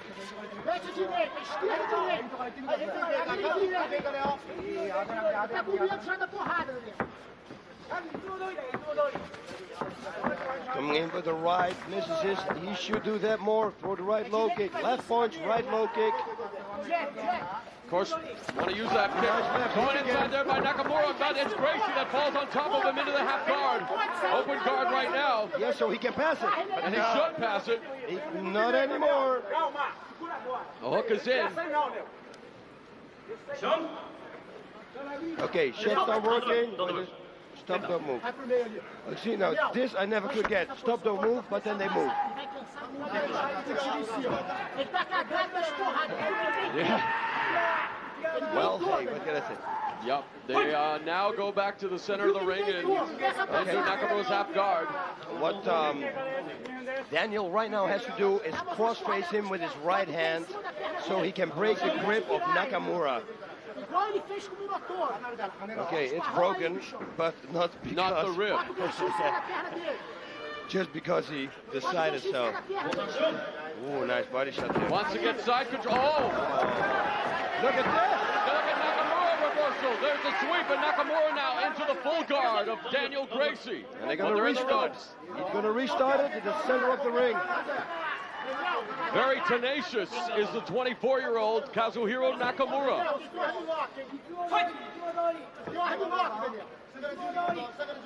Used to be afraid of striking was Nakamura, but through his K1 matches overcame that fear. Feels very honored to be representing Japan. By the way, in this best of 5 series, this is the rubber match right now as it's tied 1-1, but look at this, some flurry of action in the guard of Daniel Gracie. Daniel's doing a good job too. He's pushing himself out and tries to kick to the face. Cross-face by Nakamura into the last 7 minutes of the first round. And the huge crowd here at Saitama Super Arena watching on as Team Japan and Team Gracie continue to do battle in the center of the ring. First time ever, 5 Gracies on the card. Nakamura's got a good left hand. Oh, he's going for an armbar, but Nakamura knows. On his feet, he's got a good left hand, and on the bottom, he's got a great left hand too. You watch. Of course, he's setting up. Daniel is setting him up for an armbar. It looks like he's twisting his hips out. Pushing him away now. Tries to kick him in the face. You watch. Wants to go for an up kick like we saw with Health Gracie. Back into the guard, tries to pass it, go to a half guard. No. Into the full guard again.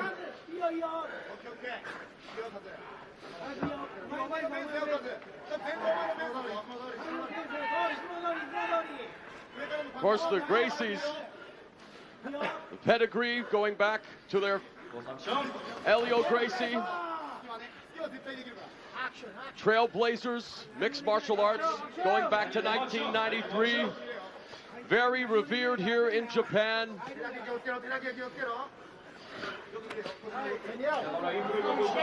Daniel Gracie with a record of 2-0. Nice. A little bit low that second one. Back into full guard again. Why would he do that? Why wouldn't he try to go to the side mount or something, or kick the legs, do something? It looked like that's what I thought Nakamura was attempting to do with the open guard and on his feet. But he collapses again into the full guard.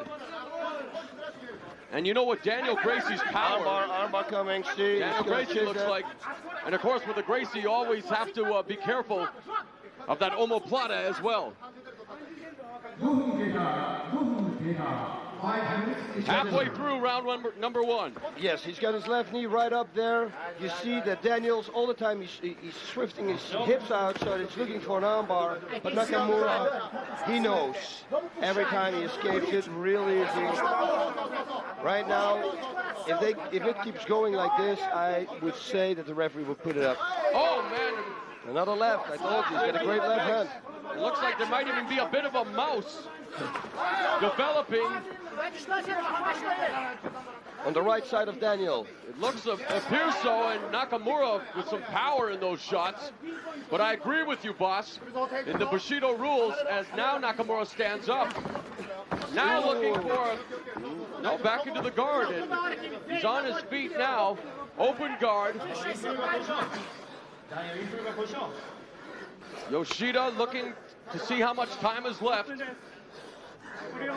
But you're right, they really are wanting to stress the action on the ground, and especially here in Bushido. Oh, we're seeing some action.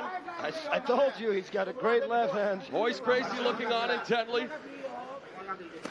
Oh, look at nice this body shot to shot. the body. And that's the liver again. Liver shot, ladies. Take it again. Going upstairs now was Nakamura. Daniel, a right hand. Okay, now he's back on his feet again.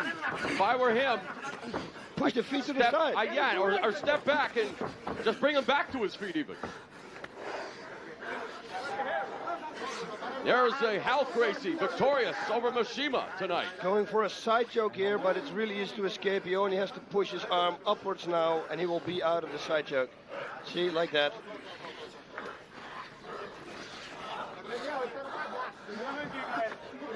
Action up close and personal here at Pride Bushido. 3 minutes remaining now in round number one.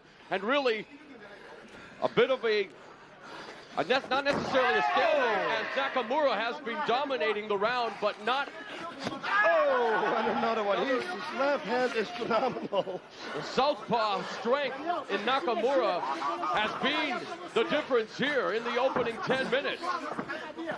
There, an up kick by Daniel Gracie. Oh, another shot by Nakamura. Now it's beginning to pick up in the final few minutes. Now, perhaps, they'll take it back to the feet. Nope, Nakamura rushes in again. But back into the guard, boss. I don't understand why he doesn't put the legs away and go for a side mount, passing the guard. Yeah, I think it's difficult with a guy like Daniel on the ground. So big. His hip movement is so good. Okay, they're going to put him back on the feet now. Finally. Is it in the center of the ring? Yes. Oh, that's too bad. So they're not bringing him to their feet. Nope, it's a restart.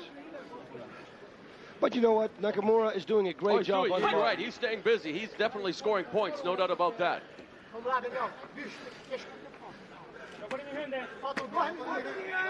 We have been spoiled thus far here at Pride Bushido with the action we've seen thus far. Every fight has been a great fight. It's been a tremendous debut thus far here. Look at this. Team Gracie versus Team Japan. Now Nakamura looking to rain down those blows again. Gracie, and looks like he is going to attempt side control here. But still with the hook in is Gracie. He has to try, Nakamura has to try to pull, and he's wiggling now, trying to pull it out. Pull out that his leg. Left leg. Let's go. Oh, and look at Gracie. Now Gracie looking for the reversal. Nakamura could possibly go for a Kimura here if he... Yep, he can try at least. Even an Americano with the way his arm is there, he could go for an Americano right now. That's what I mean, the figure four. I always call it figure four. Oh, wow. Right hand this time. And now they're on their feet. Left hook again. He's got a good left. Great left to the guard. And now we see a bit of a stand-up war developing here into the final minute. Underhook by Nakamura. Shot to the body by Gracie. Nakamura should throw a left knee to the body right here. I agree with that. And Daniel can do a right knee to the body here. Full power. I would throw it in full. That's There you go. And he should do it again. Oh, nice. Uppercut. Oh, man, what a left hook by Nakamura. And that left of Nakamura's is money in the bank. Yes, sir. High roundhouse attempted by Gracie, blocked by Kazuhiro Nakamura. Yeah, that left hook, that is worth American dollars, not Canadian. Oh, look at this. What a finish of round number one. You have something against currency called the loonie? No, but... All right, an interesting round it was, definitely one in which I believe that man, Kazuhiro Nakamura, got the better of. But Daniel Gracie, boss, as he goes back to the corner, how do the Gracies regroup? What does Daniel Gracie have to do? He's got to do what he did the last 30 seconds of the fight. He's got to attack, attack, attack. He cannot be on the bottom anymore. He has to take Nakamura down and get on top. And then doing the same thing that Nakamura did to him in round number one. How does Gracie counter and offset that sublime southpaw strength of Nakamura? I don't know. I would go. Here's the replay. Let's take a look. Watch this. He's walking into it all the time. You should go backwards with your head, counter with the right straight. That's the trick to do here. Don't block it. And certainly do not take it. Watch these left hands. They're hammers. He's got good strength.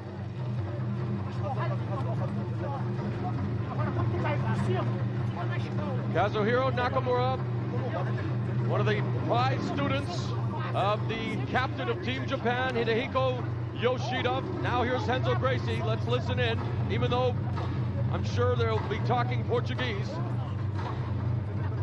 I know Boss Rutan knows 47 different foreign languages. No, I know only 4. Oh, 4. Yep. I thought it was 47, you told me. No, that was when I was drunk. I told you 47 probably. The country I come from has 2 official languages. I know. I can't speak either. You do pretty good right now, so don't worry about that. Round 2 is underway here. They touch gloves. Last one. The sportsmanship. Yep, it is the final round. Again, reminding the fans that Bushido rules, 1 10-minute round, 1 5-minute round, not like the regular Pride series of 1 10-minute, 2 5-minute rounds, but the regular rules of not how you start, but how you finish. So Daniel Gracie will have an opportunity here to turn the tables on Nakamura. Nakamura with that overhand right.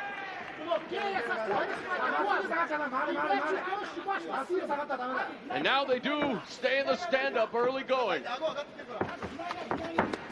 Low kick, giving Nakamura an opportunity, I thought, for a shot. Yes, you got to set up that kick. If you kick somebody, set it up with a punch. Very straight, right low kick. Yeah, that was lackadaisical, to say the least, by Daniel Gracie. Whoa, and again, that left hook. Yeah, they're feeling each other off, and Daniel knows he has to beat him in this game and then try to take him down and get on top, because otherwise... There really is no time for the feeling out process, boss, for Daniel Gracie. I know. Oh, man, another overhand right with... So, really, Nakamura possesses knockout power, it seems, in both of his hands, the right and the left. Educated hands of Nakamura. I think the left degree is from the University of Tokyo. The right hand is from the University of Osaka. Just quite a statement there. Oh, and again. He didn't connect one time solid, but I think that if he connects one time solid with it, it could be over. Oh, nice right there also. Whoa, look at this. 2 ground fighters playing a stand-up game. And I was just going to say, for the fans here in Japan, and he's got it. Fans are now on their feet, some of them. They are definitely... He definitely dazed him. He definitely dazed him. He was wobbling. I was just going to say, what are the fans here in Japan thinking, seeing a Gracie involved in a stand-up war? And Daniel Gracie, give him full credit. He's now with combinations, and now this could be an attempt at a guillotine along the ropes.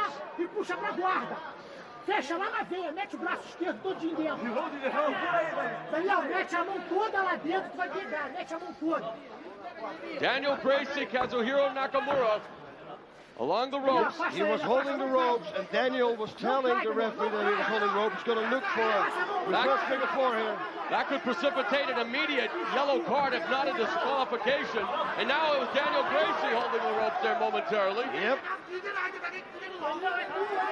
Yoshida not happy with that. Into the final 2 minutes. And this is an exchange of striking.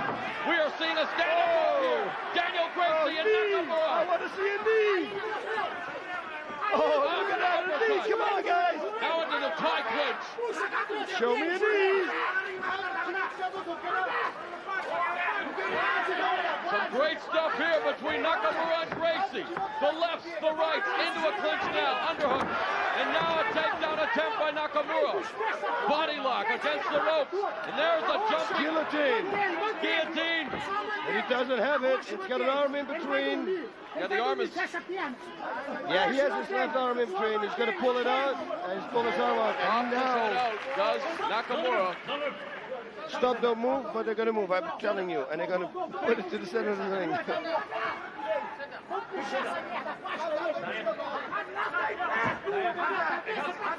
Nakamura's way to victory right now should be unleashing hell. In this position, just go for it, full power. Then he's going to get the fight. Daniel should push him off and try to kick him in the head, and he's got everything. He has to move now. It is the final 60 seconds here at Pride Bushido between Kazuhiro Nakamura on the top and Daniel Gracie working from the guard. No, open guard now, and looks like that's what Gracie is attempting to do. Yeah, he wants to go for an armbar, but Nakamura is way too good for it. He sees it coming, and he's just moving out real easy. He should just strike and strike and strike. That's what he should do. This. And full power. It appears that in the final half minute that Kazuhiro Nakamura is on his way to giving Team Japan a 2-1 advantage over Team Gracie in this historic event at Pride Bushido. A yellow card for both fighters here. Yellow card for both fighters. Interesting. I think... Oh, nice right hand there by Daniel. Gracie showing his stand-up skills. But again, boss, I do believe unless he ends up with a knockout blow, it's too little too late for Daniel Gracie. Because Nakamura has been consistent throughout the bout. And like you say, it's how we finish. Wow. It was an entertaining bout.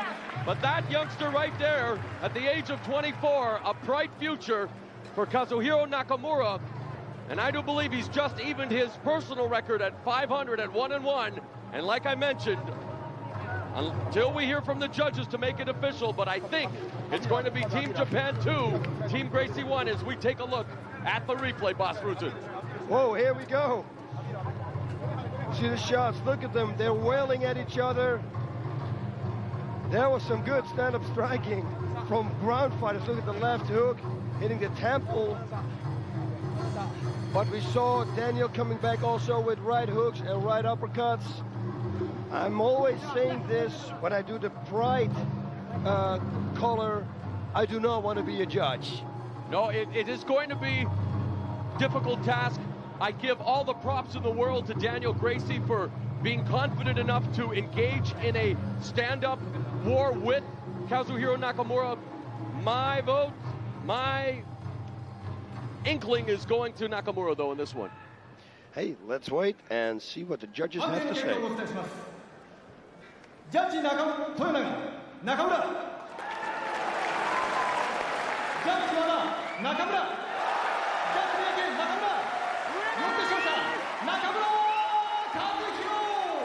Unanimous decision, Mr. Rusin. 3-0.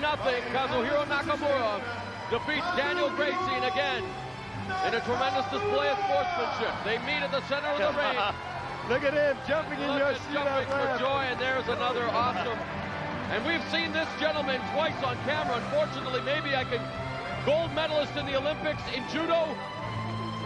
Judoka, that his name is Tadahiro Nomura. So he is also, I'm sure, very pleased that another judo specialist in Kazuhiro Nakamura. He's got the microphone. He is going to address the crowd. でも今持てる力を勇気に絞って前に出ました。苦しい時もあったんですけど、次は一本取りできるように頑張るのでまた応援してください。ありがとうございました。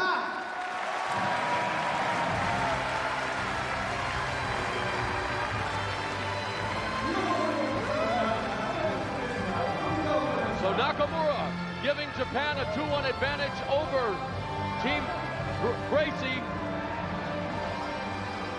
And he was sorry that he could not finish the fight via submission or knockout. He was going for Ippon. He wants to go for an Ippon, full point, takedown, bang, finish the fight. That's what he wanted to do, and he was sorry that he couldn't do it. And I'm sure he wanted to do that for the coach of the team, the captain, Yoshida, but he has to be very ecstatic about giving Japan the edge over Team Gracie. A big win, as there we see another Olympic gold medalist watching the proceedings here at Pride Bushido.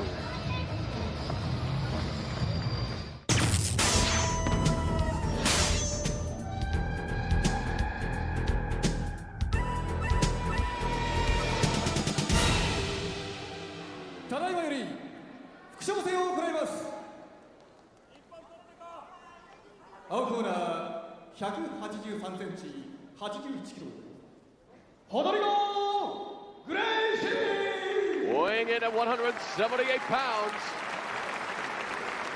His record is 3-0. Off to a perfect start in his career. Takase! Daiju! As when mentioned, we've already given you his record, but Takase weighs in at 181 pounds. So he has a 3-pound weight advantage over his opponent. And again, Gracie will attempt to even the best-of-5 series at 2-2. Takase is more of a grappler, which Rodrigo thinks should play into the Gracie's strategy. And by the way, boss, Rodrigo, in our interview segment prior to this event, came up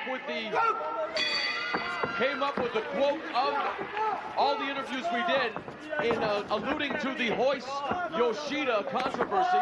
Quote, as Takase immediately comes out with a strike, he said, the Gracies think the Japanese desperately need a hero to replace Sakuraba.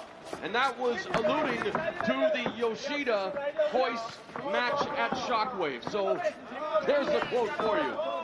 Yes, and on the pants of Takase, we see that he says that he's such a big fan of Sakuraba. That's what it says on the back of his pants. Ooh, nice right there by Rodrigo. And a slam takedown into the full guard of Takase. Again, as we mentioned, Rodrigo Gracie, 3-0. He is comfortable in the stand-up, is Rodrigo. Constantly evolving, of course. We all know about the Gracie's pedigree on the ground.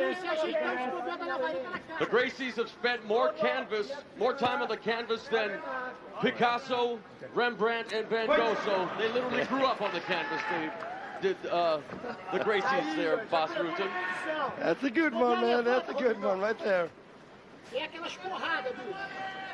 Now posturing is Rodrigo Gracie back up to his feet. Nice. Right there. Now he's on his feet. Takase looking for submission. It looks like the referee's going to bring them both back up to their feet. Again, this will be one 10-minute round and one 5-minute round. Special Bushido rules. They'll touch gloves.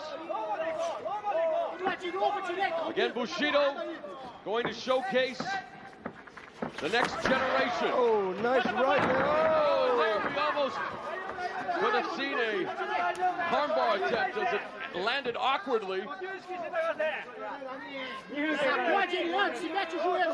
Of course, Takase coming off perhaps one of his biggest wins ever with a tremendous triangle choke victory over Anderson Silva at Pride 26. Bad to the bone. Bad.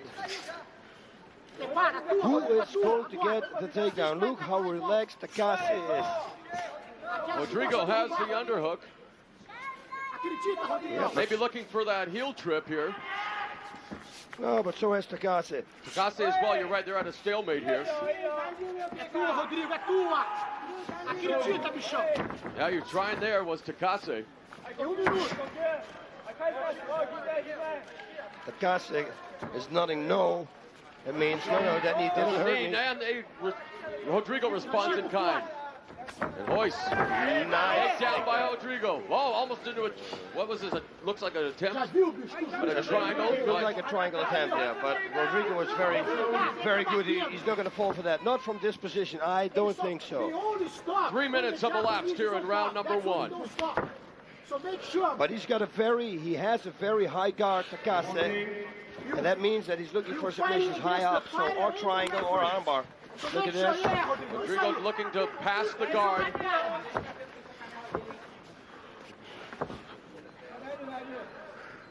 Takase keeping him in tight. Oh, nice left hook there to the face. He's going to try to lock up Takase's right hand here and pull it underneath his body so he has no defense on the right side of his head. And then he can start unloading with the left hand to the right side of Takase's head. Okay, he lost it there. But it was a good attempt. Takase looks to be busy. Looking for his own submission attempt. Looking again at a possible triangle, but like you say, Rodrigo Gracie too wily for that. Yeah, he's just stopping now. He's stopping Rodrigo from creating distance so he cannot strike with power. That's what he's doing. He's holding his own foot, you see? If Rodrigo would strike now, there will be no power in his shots. So it's a very smart way of controlling somebody who's on top of you. You see, now he creates space, and that's where... You see? Yep, he was doing a good job there for a while at neutralizing Rodrigo Gracie, but once you create that hip separation, Gracie is able to land those scoring blows. Referee calls for the stop. They'll do the restart. Hoist Gracie looking on. Man, mixed martial arts legend, definite Hall of Famer. Now into the full guard. Again, you can see him there. Takase wanting that high guard again if he can. It's an open guard, though. Look at Rodrigo looking to, he could pass it here.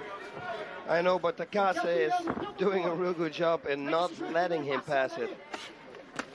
Nice right hook there to the head again. Left hook, sorry. You see, he's very good. Halfway through round 1. And Rodrigo,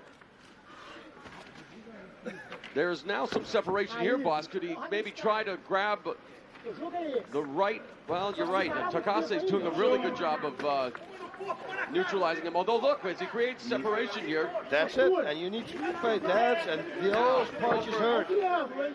Content to rain down the blows is Gracie.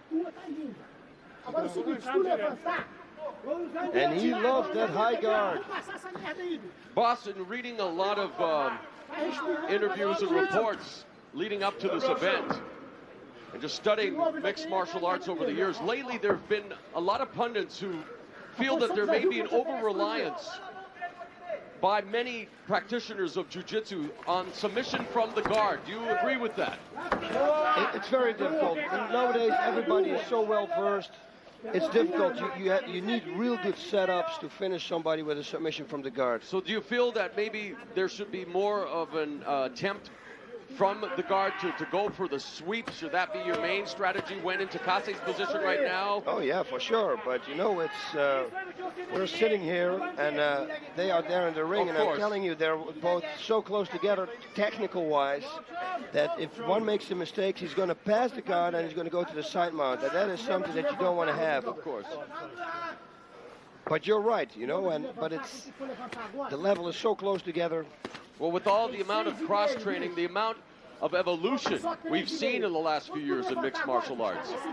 It's becoming much, much closer, the different disciplines that we've seen. And here now, oh, the devastating right hand comes crashing down on the face of Daiju Takase. Takase was waving his hand up and he said, no, it didn't hurt. Yeah, and that's when you know that it hurts.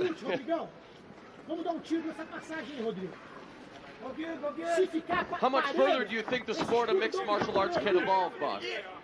I don't know. You know, every time that you think you're at the final frontier, yes, the people get better and better. So I think in about 5 years we're going to see people that are going to be unbelievable. Faltam 2,5, Rodrigo. Daqui a minuto, eu vou mandar tu levantado, passar essa guarda aí. Rodrigo still posturing now. There's a sweep. Going again for looking that for that triangle. It looks like again. Yeah, you possibly, know, he's just but holding. Yeah, just holding him there, isn't he? Yep. If Rodrigo will make a mistake by hitting him with the left hand. Vicious right hand being dropped by Gracie, showing some striking power. Yeah, that's what happens if you let somebody create distance. Armbar coming. Whoa. You know, we talk about there being no experience like experiencing Pride Fighting Championship and Bushido live. This is the debut event here in front of a sold-out Saitama Super Arena in Japan. And you know what? Back in the good old US of A, Pride will be coming to Las Vegas, Nevada in early 2004. Do not miss it. For more information, log on to PrideFC.com. Pride Fighting Championship, the #1 mixed martial arts organization in the world, finally coming to North America, Las Vegas, Nevada, the venue, in early 2004. You know, what a good thing is about Pride is that they have this beautiful video game in which you can do all those moves that you're seeing right now. And we're into the final minute of round #1. It's been a ground battle between Daiju Takase and Rodrigo Gracie. Takase working from the guard. Rodrigo Gracie doing a good job in trying to create separation, raining down the occasional barrage of blows. And I would venture to say that Rodrigo Gracie has done enough to maybe pull up this round. I think so too. But again, you know, they score about the whole... Exactly, the whole fight, you're right. It's not a must system like many in North America are used to. In Pride, it's judged over the course of the entire fight, and it's not how you start, but how you finish. And Rodrigo Gracie is finishing this round, attempting a flurry of blows, but Daiju Takase attempting to keep him in his guard. It's almost like a spider trying to keep that fly in his web.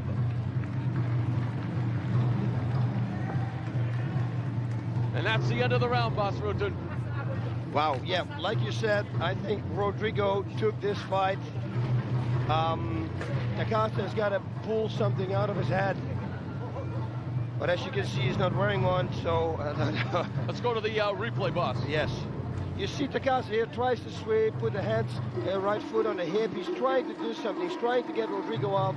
But then every time then when Rodrigo wants to pass his guard or his butterfly guard or the foot on the hip, he goes back to the full guard. And he's got a real high guard, which is very difficult to escape. There we saw him waving with the hand. It didn't hurt, but like you said, when somebody's nodding no, it doesn't hurt. Most of the time it means it does hurt.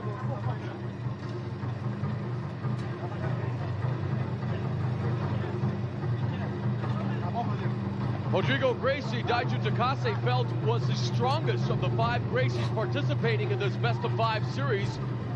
And Daiju Takase, you know, we talk about his sub-500 record at 5-7-1. Really, when you take a look at the fighters he's fought in his career, this guy, he always takes on the best of the best. And really, he during the interview, he made us chuckle. He said to us, for once he'd like to take on someone not so strong, but this guy's a game competitor. He's a true warrior. This is the way of the warrior, Bushido, and he is in there against a tough competitor in Rodrigo Gracie. Now, let's see what round number 2 is going to bring us. Bell goes, touch gloves. Final round is underway. Takase said he did a lot of striking and boxing in training, but they go to underhooks in the clinch right away. Rodrigo now goes upstairs. Now the takedown into a half guard. Now this is a better position now for Rodrigo. He's going to try to slip it. You see he's already going. He's bleeding. There's a cut. I think it was that right hook at the beginning of the round that busted up Takase. And if we can see a replay, it's on the top and on actually the center of his nose. Bridge of his nose. I think it was that right hook at the beginning of the round that did the damage, but perhaps the replay will show us if we get a chance to see it later. And again, it's on the nose, not a dangerous part of the face. And this fight will continue. Inside low kick by Gracie. Nice Floppy shot, nice draw by Gracie. Knee to the head. Ooh, and you can hear it. 2 of them. Look at this. There's a guillotine. And Rodrigo finished somebody off like this before. Oh, he pulls it out. Takase is able to pop his head out. The blood continues to flow. Yeah, I beat Not the in heart a rate. dangerous area, though. No, it's the heart rate. It's up. It's a little cut. Doesn't mean anything, but you know it could be annoying, especially for your opponent when it drips inside your mouth or your eyes. And I believe for the first time in this fight, it's Gracie, or one of the few times during this bout, it's Gracie from the guard. And now Takase gets an opportunity to create some separation and rain down some shots of his own. And he's got to do something here. And you hear the referee shout instructions, no holding. He'll bring them back up.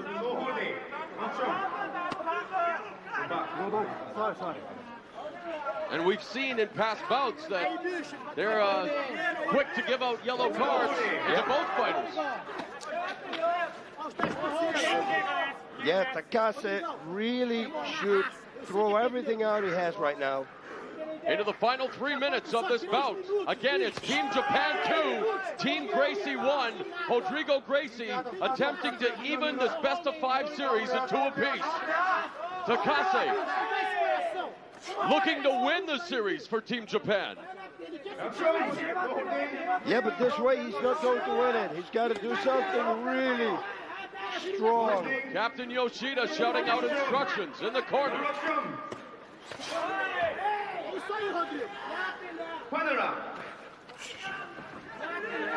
Posturing now is Takase. Trying to pass the guard now, just exchanging blows. None of them really doing much damage.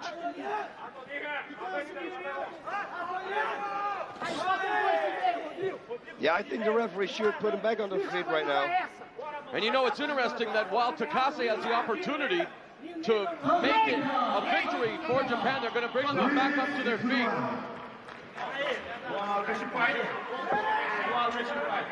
Yellow card being given.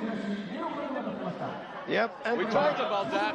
And you know, the safety, we see Takase bleeding, but thank God they have HIV testing, all the testing here in Japan. Everything is perfectly safe, and the doctors, they check any injury, so nothing is going on for the people at home. Ooh, what nice I see there.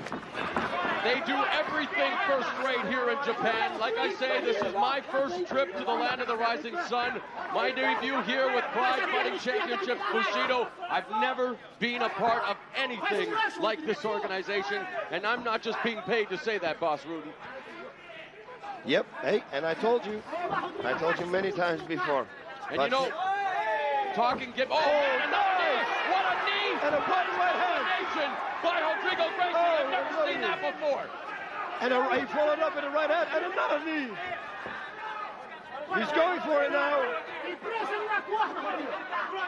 And I was mentioning prior to the dissemination of the yellow cards that Takase having the opportunity to win it for Japan He was the one Japanese fighter who said he was focused only on giving a good show to the fans. He didn't really feel that he was representing Japan, which did not sit very well with some people here in this country. No, of course not. Look at this. They're fighting it out now. It's like 30 seconds left. Who's got the strongest heart? That's what it comes. Exactly. Both possess the fighting spirit, but you're right. Who possesses the biggest heart? They're letting it all out now. They're pulling out all the stops. Rodrigo Gracie and Daiju Takase keeping on their feet.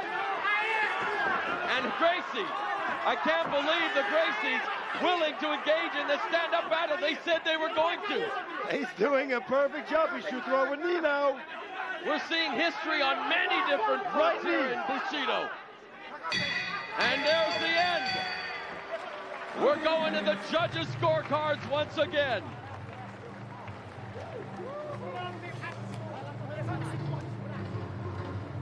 Yep, in my book, I think at the end of the fight also, round number 1 was Rodrigo, and the finish for sure. And round number 2 also Rodrigo, and especially with the yellow card. Let's revisit some of the action, Mr. Rutu. Nice knee and that right hook. A beautiful combination. Sublime. And he comes again with a knee, bang.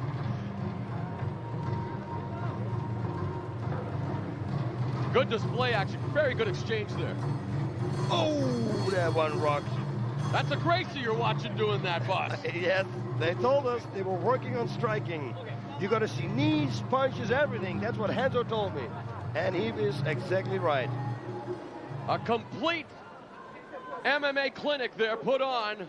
Well, let's go to the decisions here. Put on by Gracie. Rodrigo.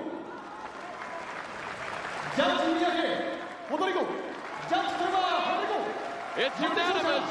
Rodrigo Gracie has tied this best-of-5 series between Team Japan and Team Gracie at 2-2. Boss, it's almost the way it's supposed to be here at the debut of Bushido.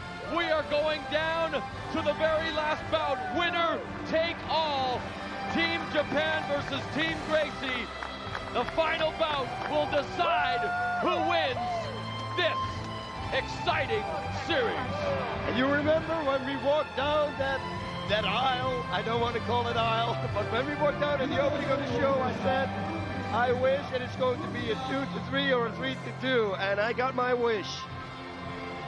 The fans, I think, are also getting their wish. They definitely have gotten their money's worth here so far at Pride Bushido. The way of the warrior. The Warriors have displayed nothing but their fighting spirit, their hearts, and their superlative skills. I'm here with, yes, I don't have to introduce him, Royce Gracie, ladies and gentlemen, and I just did. Royce, after what happened in the last match against you and Yoshida, and you being the team captain of the Gracies, are they out for revenge?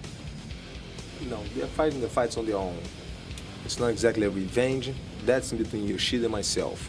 Oh yeah, because I was talking to High-End and Renzo, and they said, okay, the last night this was not fair. We're out. We want revenge. But each fight is a single fight. We're gonna take one step at a time. What are you planning to do? So are you planning to take revenge? A week after. Oh yeah? I tried. With the whole thing got forgotten about it. Now I don't think he can sleep at night. Okay, no. He's a liar.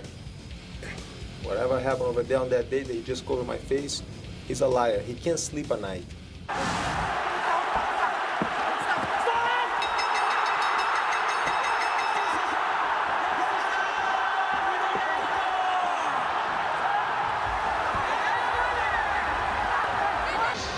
You know. I did not that. You know that. He's a liar. He can't sleep at night. That's why he's trying to get a rematch. And I'm ready to take it. Tonight, you're going to be in the corner, and he's going to be in the other corner. Are you going to give him the eye? Are you going to walk over to him? Huh? Like this? You're going to make a little move to him? Don't put me too close to him, because I might do that. Oh, God! Don't be too close to him. Team captain of the Gracies is nobody else than Royce Gracie, and he really feels that the last match that you had with him, that the outcome was not right. What do you think about that? I am ready for a rematch at any time. Wow, that means he's ready for a rematch. So, and I was just talking to Royce Gracie, and he really wants a rematch too, so that's going to be fire.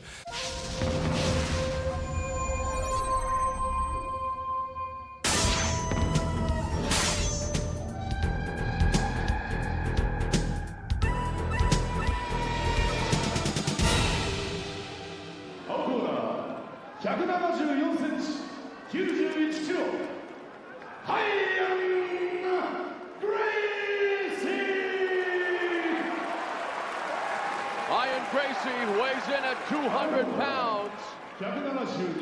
And there you see his opponent, Kazuhiro Hamanaka. Well, Mauro, the pressure is on because whoever wins this fight is going to decide if Camp Japan is going to win or Camp Brazil. 204 pounds for Hamanaka, and you're right, Boss Room. They've saved the best for last, I believe. Ryan Gracie, look at the intensity on his face, and there you see Hamanaka, the pride and joy of Takara Dojo, Kazushi Sakuraba's #1 student. And many believe that he could be the next Sakuraba in Japan, and perhaps right now that's like saying a Lilliputian is going to fill Gulliver's shoes. Time will tell. 1 10-minute round, 1 5-minute round. This is to decide the battle between Team Gracie and Team Japan, tied at 2-2. Boss, you're home, away from home. Hollywood could not have scripted it any better. Nice takedown there, but right into the guard. And with wearing shoes, it's a very difficult guard to break. Hamanaka, known as a super rookie for this fight, went to the United States, trained with Team Quest, which features some of the best fighters in the world as well, and Randy Couture. There you see Sakuraba, the most revered mixed martial artist in Japan. Yep, they better start working, because otherwise they're going to put them back on their feet. Yuji Shimada standing there, already warning them a little bit. And what a debut Hamanaka made at Pride Fighting Championships. Of course, this being Bushido, but the win against Nino Elvis Shembri electrified the crowd, made him an instant favorite here in Japan, and what he would be elevated to near legendary status with a win here against the Gracie family to give Japan the victory in this best-of-5 series. You're absolutely right, Mauro. Look at this. Whoa, that was a right hand, and that was a good one. Hamanaka, 24 years of age, Gracie, 29. And another right hand. Ryan is pumping away with those right hands. And that's exactly what he needs to do. And let's not discount Ryan Gracie. He is one with some tremendous submissions. He also has tremendous power. Look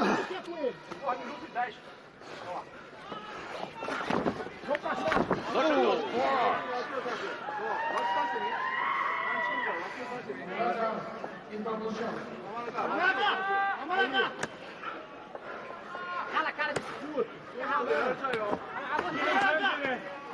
Gracie staying busy from the top. Hamanaka working from the guard. Yeah, it looks like Hamanaka is just holding on. Oh, that was smart. He wanted to drop him on his back. But that resulted in a stand-up. But he still, mount position for Ryan. That's not a good position to be in. He gives him his back now, though. Hamanaka, and this could both hooks are in. And we could see an attempt at a Mataleon here, the rear naked choke, but Hamanaka now not giving him the opportunity. Ryan is taking his time, and it's exactly what he needs to do right now. Pick his shots, See where he can hit. He should hit with his right hand underneath the armpit and try to hit him in head. Now he hits the top of the head, but he should go underneath the armpit. Stretch him out a little bit more. He's got those hooks. He's going to try to stretch him totally out. Hamanaka can escape this position by simply stretch one leg, and then you can escape one hook, and you can put actually your opponent on his back. But still, he would have his back, but it's a different kind of game. It would be better. Hayan really should move here, because you do not want the referee to stand it up right now, because he's got the dominant position. He should work. This is what he should do. Punch.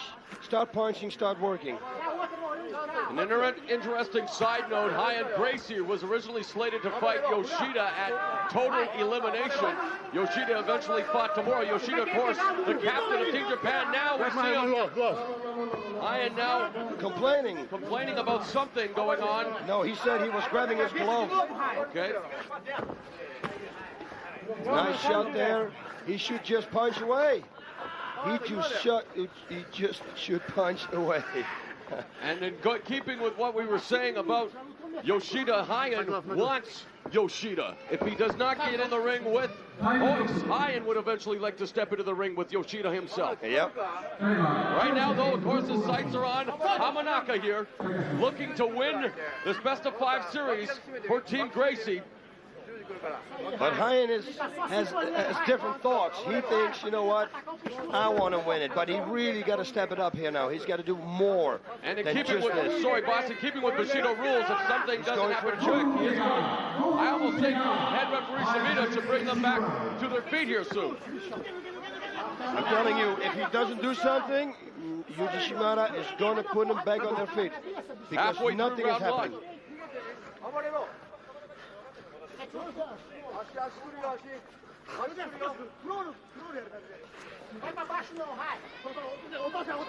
Lost one hook. Yep, he can't roll. Something. Thought he was going to roll him over there. His voice, Gracie. Now he's doing what you alluded to earlier, boss. Yep. Going underneath the armpit with the strikes. Why doesn't he continue doing this? Why does the referee not put them back on their feet? Sakuraba looking at his dojo student. Yes,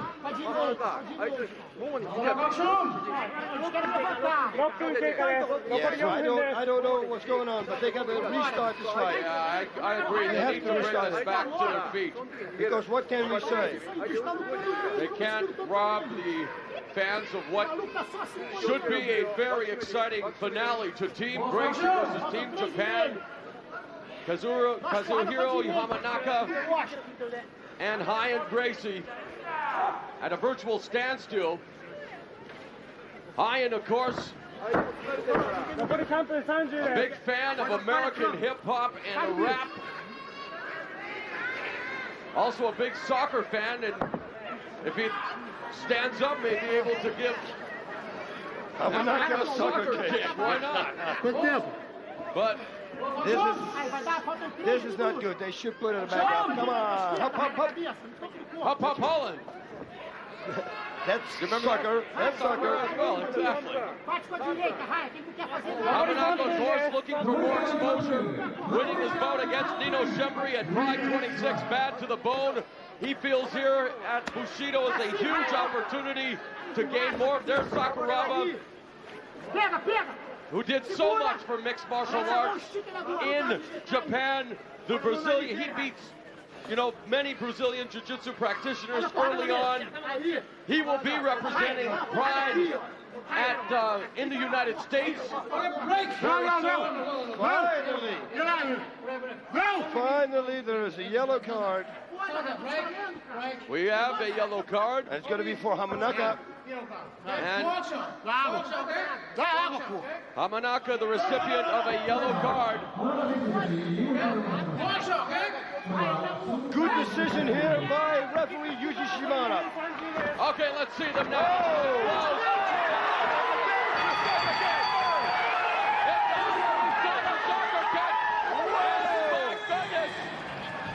an electrifying finish to Team Gracie versus Team Japan.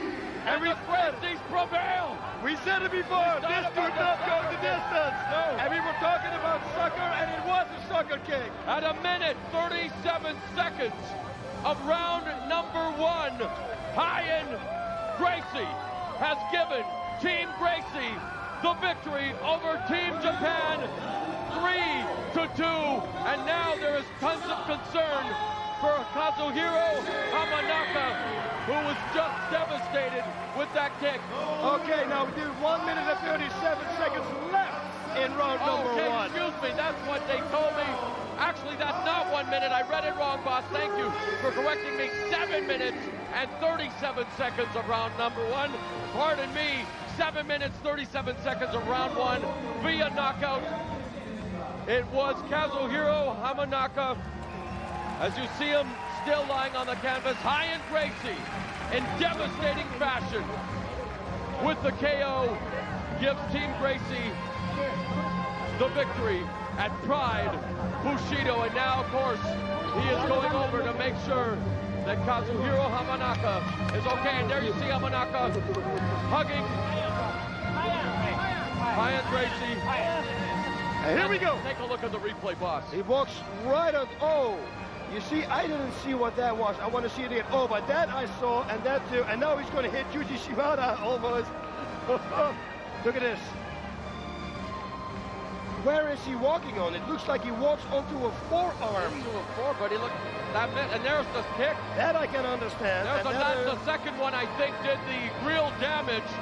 Watch this again. He walks into a forearm or something. There is not a real punch, it looks like. No, you're right. I don't know what put him on the ground. In his eye. No, it's his eye. I think he touched his eye. He's squeezing his eyes together. Watch. And watch at his eyes. Something happens, and he's squeezing his eyes now. Look. Or is it his knee even? Yeah, I think the glove. I think the glove hit his eye. And then he went down, he couldn't see anything, and they started kicking. That's what I think. In any event, are you sure it's not his knee, boss? Boss, yeah. Something looked like it. If we could see the replay again, and maybe we won't have a chance. I thought it was his knee that buckled. When he went down wincing in pain, the kick hit him. Yeah, it looks like that's what it is, boss. It is his knee. It was his knee. The look on his face was the wincing in pain, and Hamanaka then was knocked out via the soccer kick. Look at here again. Yeah, there it is. I know, but it's kind of, he's holding his leg there. He's holding his leg, yeah. And the two kicks do the damage. Hamanaka knocked out, and the concern now is for his personal welfare. Kazuhiro Hamanaka falls to 1-1 here at Pride Bushido for the jubilation. And boy, do they ever avenge what they feel was a travesty of justice to Hoist Gracie. There he is calling out Hidehiko Yoshida is Hayan Gracie.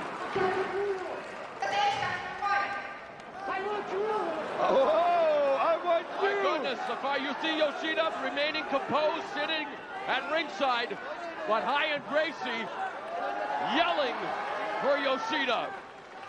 And now, acknowledging the Japanese, my goodness, was that a change? Dos Caras here, also two faces. I love Japan! I love it! Hayan Gracie thanking the Japanese fans, telling them that he loves them. Today wasn't Japan against Japan. Today wasn't Japan against the Gracies. It was Japan against Japan. Our heart is Japanese. So the Japanese actually won. This was a draw. Our victory is your victory. It's a pleasure to fight to you. Well done. Well said by Renzo Gracie. 日本対日本の試合だと思ってください。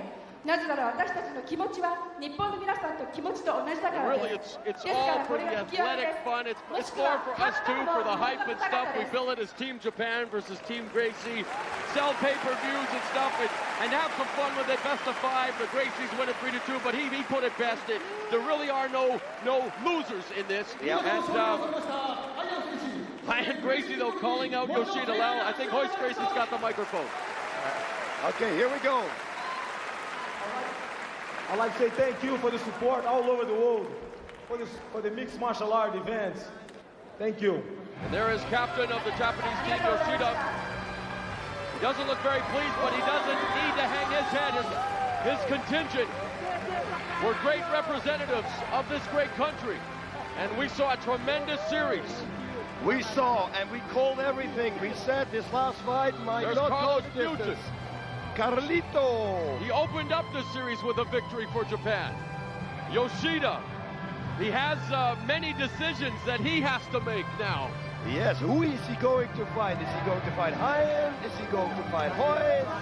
I mean, every Gracie, a lot of people want to have a Will we see Mishima back in Bushido? Will we see Hyan? We will see him back for sure. Rodrigo's holding up his comic book right there. Nakamura, a great striker. Olympic gold medalist Yoshida, and there is Hyan, the man of the hour right now for Team Gracie.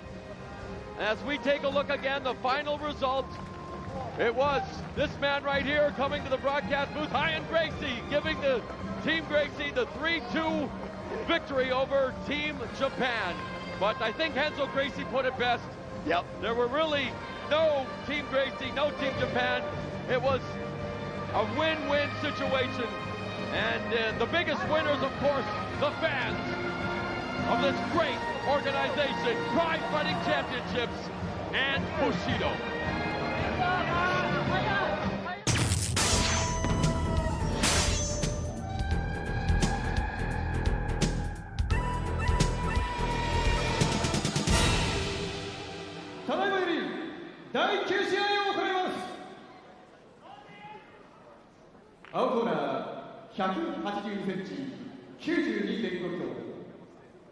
Mauricio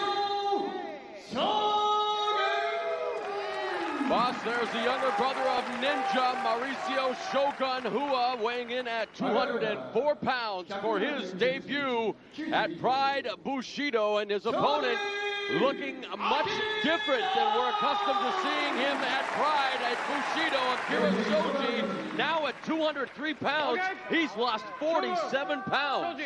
Come on. And with us here in the commentating booth, ladies and gentlemen, we have Hoist Gracie. Hoist, tonight, the Gracie team beat the Japanese team. What about that? It's a victory for the world. Everybody's learning. I think so too. I think that what Renzo said, he was absolutely right. Hoist Gracie, of course, very instrumental in putting mixed martial arts on the map. And Hoist, you have to be very pleased with your family's efforts here at Bushido. The first time ever that 5 Gracie members appeared on a card together. You guys prevailed 3-2, and we already have Shoji with the takedown of Shogun Hua. So your thoughts on 5 members of your very famous family doing what they did here tonight at Bushido? We got a lot of young generation coming up. It's going to be a very good. It's going to be a very good New Year's. All right, now on the ground here. Let's see what's going to happen. He's going to the full guard. Boys, let us know. What would you do? Well, Shoji got a lot of heart. Yes. But Mauricio comes from a very tough school. I would say Mauricio should bring the fight up. Yes, I think so too. He's a phenomenal striker. But they're good on the ground too. Oh yeah? Shogun displayed some of that tremendous striking ability in his only loss, his last bout. That came at the hands of Ronaldo Babalu Sobral. He ended up being submitted via a knee bar. And already a knee bar here by Akira Shoji. And he's tapped. Almost looked like it was over there momentarily for Mauricio Shogun. But he's kick. A big kick on the knee for Shogun. And it's exactly right, Horst. You were exactly right. He's got to keep it on his feet, and that's what he's doing right now. Ooh, in the groin. There's a low blow. And Shoji may be given, yes, he's going to be given an opportunity here. Or I think timeout Shoji has needs been this called. break. Timeout has been called. And that'll give us an opportunity, Hoist, to ask you where you see the sport of mixed martial arts going. How do you see it continue to evolve in the next few years? It's all over the world right now. It started in Brazil about 8 years ago, 7 years ago. Now we find this all over. I love it. We see all the martial arts disciplines now, the cross-training. How do you see it continue to evolve? You guys are the first family of Brazilian Jiu-Jitsu. We see people now able to counter a lot of what Jiu-Jitsu brought to the sport. Do you see it continue to evolve in the tactics itself? On the beginning, was a sport. I mean, was a style against a style. Today is who's better prepared. Yep. It's the fighter against a fighter. Yep. And we see this fight resume now. And they continue now to stand up a kick there by Shogun. Oh, and a beautiful right kick to the ribcage there. And now Shogun will take it. Shoji now back into the full guard of Shogun. That's some nice striking right there from Shogun. Akira Shoji better keep this fight on the ground. You know, Shoji is known as the showman. He's one of Pride's most popular competitors, but not always the most successful.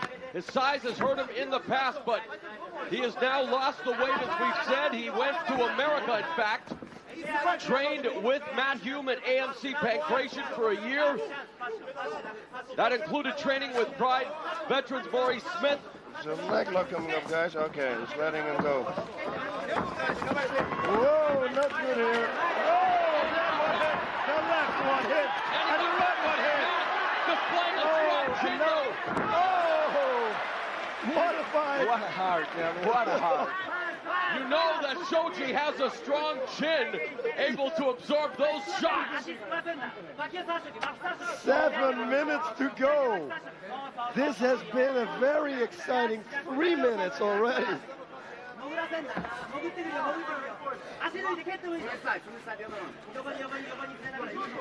We obviously have already seen Shogun's striking ability. And you can really color me impressed, Hoist. Wait a minute, we have it.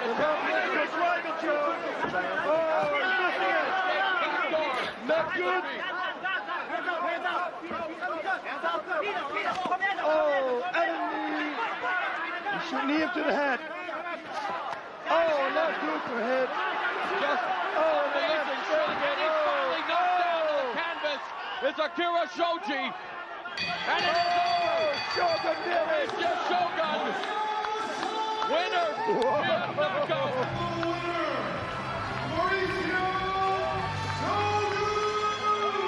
Mauricio Shogun's debut at Bushido is a victorious one at 3 minutes and 47 seconds. He KOs the Pride veteran, Akira Shoji. Wow, and what a victory. He is pinpoint accuracy with his strikes and left hook connected, right straights, everything. Right away he went to the reverse sucker kicks because he tried to stomp the sucker ball into the ground instead of kicking it into the goal. But it worked and it paid off. What's your thoughts on what you've just seen Mauricio Shogun do here to Akira Shoji? Like I said, Mauricio, he knows to stand up very well. And the grappling, he knows enough to bring the fight up. It's an awesome fight. Awesome. And there you see the rest of the shoot box celebrate with Mauricio. We see Vanderlei Silva, the middleweight powerhouse, his older brother Ninja. There we see the replay, boss. Bang, watch this. Oh, and a stiff left. Watch the stiff left. He's going to connect. Nice accuracy. Right. But man, can Akira Shoji take a shot? Oh, yes, he can. He possesses a granite chin. Ooh, that's one I meant. And there it was. And there is the try to stomp the ball into the floor kick. That was the one. Left That through last the guard. one, that was Yep, it. right through the guard. Akira Shoji gets knocked out. Mauricio Shogun in electrifying fashion via KO. Wins his debut at Bushido. And again, we want to thank Hoist Gracie, the mixed martial arts legend, for joining us here at Pride Bushido. It's my pleasure. Thanks for 3 minutes and 47 seconds. It was great. Going to the fight of the night. Mirko Crocop, you must have seen, I mean, we're looking through his magazines here, and we saw also the high kick to the head of Igor Vovchanchin. You took this fight on about, I think, 2 week or 2.5 week notice. So what are your thoughts about the fight? No, I feel really confident. Actually, when I made my decision to fight Mirko, I talked with my trainer, with Marco Ruas, and I asked him about this fight, and he said, no, let's go for it. You can do it. You're in a pretty good shape. Your skills are really good. You're an incredible wrestler, so you can do it. And so we accept the fight. Do you know that you are the first Hispanic fighter in history fighting in Pride? Well, now I know, and it's a big honor to be here, you know. But anyways, I'm here to win. So I'm not going to be only the first Hispanic on Pride. I'm going to be the first Hispanic, and I'm going to win. Dos Caras Jr. Is wearing a mask tonight. What do you think of that? Right. Okay. So you think it looks pretty good on him? Well, I don't think why is he wearing the mask. It's I don't know why, but I don't care if he wears a mask or not. Do you think it's going to be a disadvantage for him? Honestly, I don't know. I never tried to fight with mask on my face, so I don't know what the feeling like. You know, he's a Greco-Roman wrestler. Did you prepare also with Greco-Roman wrestlers? Well, I don't think I need some special preparation for a Greco-Roman style of wrestling. I'm prepared for all kinds of fights. Ground fight, stand-up fight. I saw some of his fights, some previous fights, and he's just a wrestler, that's all. You pretty much always say, I'm just going out there and see what the guy's going to do. That's right, that's exactly what I'm going to do this time too, because I have to see. Probably he will try to put me down. He'll try to go into clinch, because if he just stands in the guard, I will kill him. He knows that too.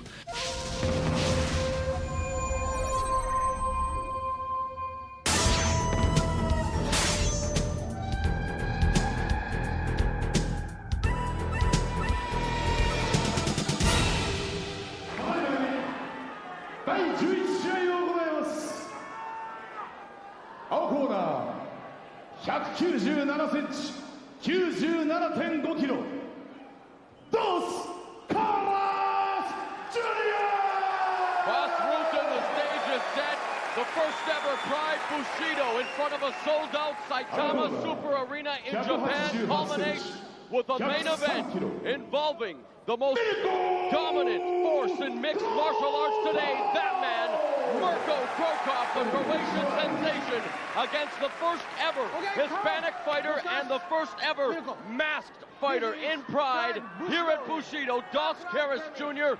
This should be a memorable encounter, to say the least, for reasons yet to be discovered. You know what? I'm sitting here and I'm nervous, believe it or not. This is a scary match. It is the debut for Dos Caras Jr., baptism by fire. We talked about it in the opening. It is going to be baptism by towering inferno. Round number one. 1 10-minute round, 1 5-minute round. Dos Caras Jr., background in Mexican Lucha Libre. This is the big league, my friend. This is Pride Fighting Championship. This is Bushido. We promise a special debut edition, and you don't get much better when it comes to a main event and when it features Mirko Crocop. As you can see, Dos Caras is trying to pummel in and to get clinch, but he has to watch out and he has to keep his eyes on Mirko Crocop. He cannot make one mistake. If Mirko comes with that strong left leg, there he is. Oh, God!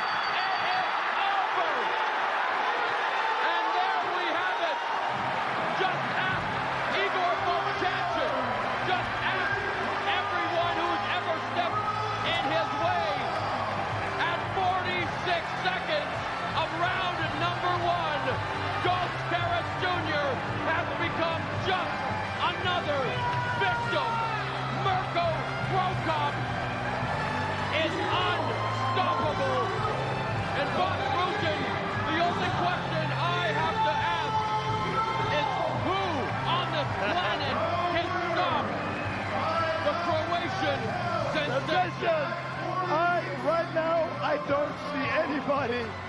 He is growing every fight. And like I told you before, and he told me in the interview, he is very good on the ground. You watch, he starts submitting people. Now, and his kicks are so phenomenal. You know they're there.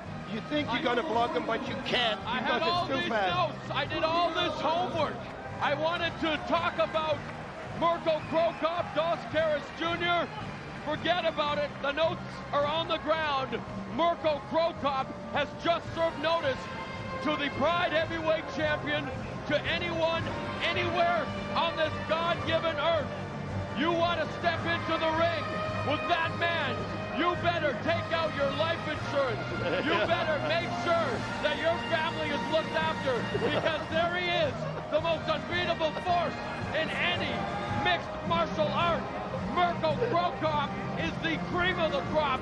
He is, without a doubt, the #1 fighter right now.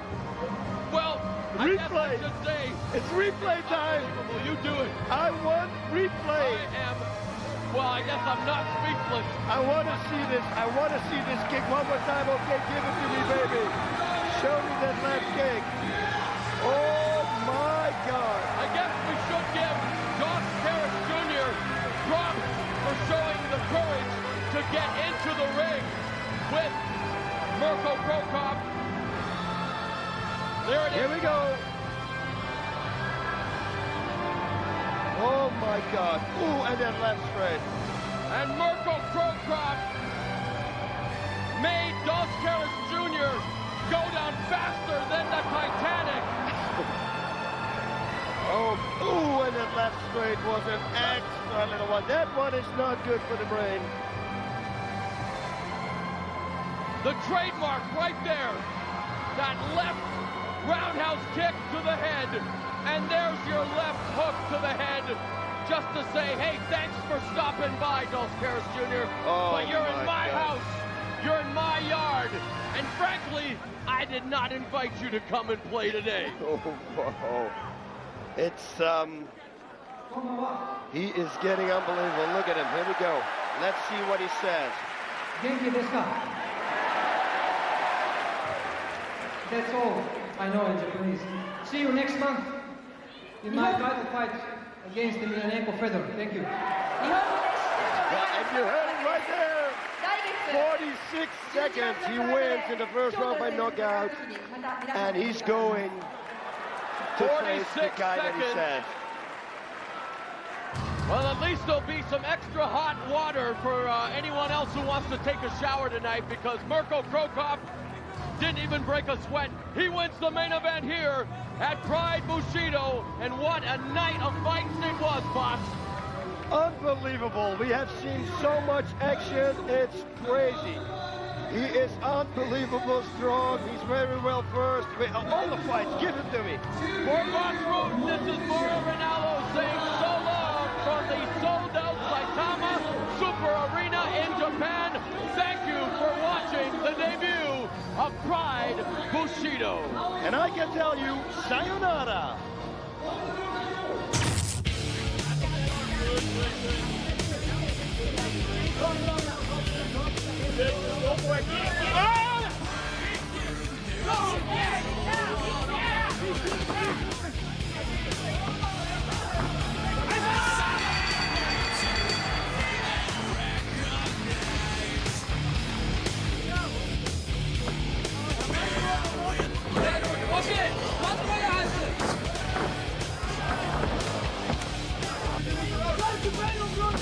Alles geben, alles!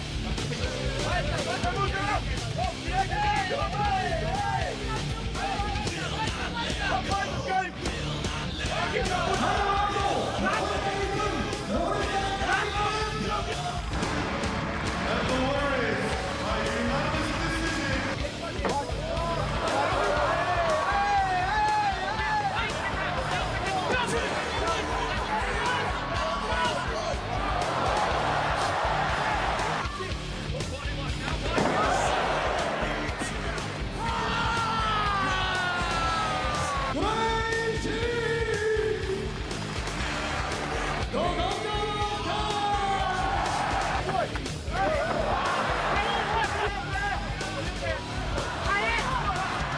Raul.